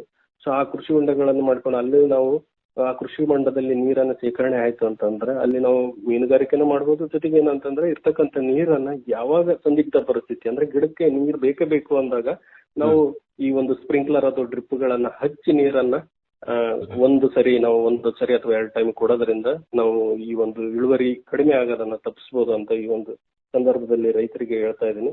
ಅದಕ್ಕೋಸ್ಕರ ನಮಗೆ ಏನಂತಂದ್ರೆ ಮಳೆ ಮುಂದೆ ಬರ್ತೈತೆ ಇಲ್ಲ ಅಂತ ರೈತರು ಏನಂತ ಇದು ಮಾಡ್ಕೋಬೇಡ್ರಿ. ಯಾಕಂತಂದ್ರೆ ಸಮುದ್ರದ ಈಗ ಎಲ್ಲಿವರೆಗೆ ನೀರ್ ಇರ್ತೈತೋ ಆಮೇಲೆ ಸೂರ್ಯ ಇರ್ತಾನೋ ಅಲ್ಲಿವರೆಗೆ ಮಳೆ ಆಗತ್ತೆ. ಜಗತ್ತು ಯಾವಾಗ ಮಳೆ ಕಡಿಮೆ ಆಗತ್ತೆ ಅಂತ ಅನ್ಕೋಬೇಡ್ರಿ. ಸಮುದ್ರದಾಗ ನಮ್ಮ ಏನು ಪೆಸಿಫಿಕ್ ಸಾಗರ, ಹಿಂದೂ ಮಹಾಸಾಗರ ಎಲ್ಲಿವರೆಗೆ ನೀರ್ ಇರ್ತೈತಿ, ಸೂರ್ಯ ಎಲ್ಲಿ ತನ ಇರ್ತಾನೋ ಅಲ್ಲಿವರೆಗೆ ಮಳೆ ಬರ್ತಾನೆ ಇರ್ತೈತಿ. ಸೊ ಹಾಗಾಗಿ ಏನಂತಂದ್ರೆ ಬಟ್ ನಾವು ಸ್ವಲ್ಪ ವಾತಾವರಣನ ಚೇಂಜ್ ಮಾಡ್ಕೋಬೇಕು. ಹಿಂದೆ ಏನು ವಾತಾವರಣ ಇತ್ತು ಆ ತರ ವಾತಾವರಣ ನಾವು ಮಾಡ್ಕೊಳ್ಳೋದ್ರಿಂದ ನಮಗೆ ಮಳೆಯನ್ನ ನಾವು ನಮ್ಮ ಭಾಗಕ್ಕೆ ನಾವು ಮಳೆಯನ್ನ ಕರೆಸ್ಕೋಬಹುದು. ಸೊ ಅದಕ್ಕೋಸ್ಕರ ರೈತರಿಗೆ ಒಂದು ಮುಂಜಾಗ್ರತಾ ಕ್ರಮ ವಹಿಸಿ ತಾವು ಕೂಡ ಒಂದು ಹೆಚ್ಚು ಅಧಿಕ ಇಳುವರಿ ಪಡ್ಲಿಕ್ಕೆ ಈ ಒಂದು ಪರ್ಯಾಯ ಬೆಳೆ ಯೋಜನೆಯನ್ನು ಮಾಡಿಕೊಂಡು ಬೆಳೆಗಳನ್ನು ಬೆಳೆದು ಚೆನ್ನಾಗಿರ್ಲಿ ಅಂತ ನನಗೆ ಒಂದು ಸಂದರ್ಭದಲ್ಲಿ ತಿಳಿಸ್ತಾ ಇದ್ದೀನಿ. ಒಳ್ಳೆಯದು ಸರ್. ನಮ್ಮ ಹೊಸಪೇಟೆ ಆಕಾಶವಾಣಿಯ ಕಿಸಾನ್ವಾಣಿ ಗ್ರಾಮಾಂತರಂಗ ಕಾರ್ಯಕ್ರಮದಲ್ಲಿ ತಾವು ಭಾಗವಹಿಸಿ ಬದಲಾದ ವಾತಾವರಣಕ್ಕೆ ಅನುಗುಣವಾಗಿ ಅದರ ಪರಿಣಾಮಗಳನ್ನ ರೈತರು ಹೇಗೆ ಎದುರಿಸಬೇಕು, ಏನೆಲ್ಲ ಸಿದ್ಧತೆಗಳನ್ನ ಮಾಡ್ಕೊಳ್ಬೇಕು, ಪರ್ಯಾಯವಾದ ಬೆಳೆಗಳಿಗೆ ಬೆಳೆ ಪದ್ಧತಿಗೆ ಹೇಗೆ ಹೋಗ್ಬೇಕು, ಈ ಎಲ್ಲ ವಿಷಯಗಳನ್ನ ತಿಳಿಸಿದ್ರಿ. ಜೊತೆಗೆ ಮಣ್ಣಿನ ತೇವಾಂಶವನ್ನ ಕಾಪಾಡಿಕೊಳ್ಳುವ ನಿಟ್ಟಿನಲ್ಲಿ ಏನೆಲ್ಲ ಕ್ರಮಗಳನ್ನ ಕೈಗೊಳ್ಳಬೇಕು, ಇವನ್ನೆಲ್ಲ ಮಾಡಿದ್ರೆ ಖಂಡಿತವಾಗ್ಲೂ ಸಹಿತ ಎಂತಹದೇ ಒಂದು ಬರಗಾಲ ಬಂದರೂ ಸಹ ರೈತರು ಅಗತ್ಯವಾದಷ್ಟು ಬೆಳೆಗಳನ್ನ ಬೆಳ್ಕೊಳ್ಳಿಕ್ಕೆ ಸಾಧ್ಯವಾಗ್ತದೆ ಅನ್ನತಕ್ಕಂತಹ ಸಲಹೆಗಳನ್ನ ತಾವು ಈ ಸಂದರ್ಶನದಲ್ಲಿ ನೀಡಿದಿರಿ. ನಮ್ಮೆಲ್ಲ ರೈತರ ಪರವಾಗಿ ತಮಗೆ ಧನ್ಯವಾದಗಳು. ನಮಸ್ಕಾರ. ನಮಸ್ತೆ ಸರ್. ನಮಸ್ತೆ. Thank you sir.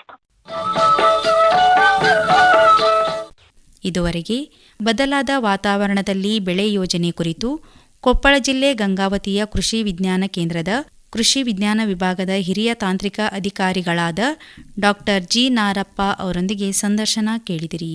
ಸಂದರ್ಶಕರು ಸೋಮೇಶ್ ಎಂ ಉಪ್ಪಾರ್. ಸಂಕಲನ ಸವಿತಾ ಹಿರೇಮಠ್.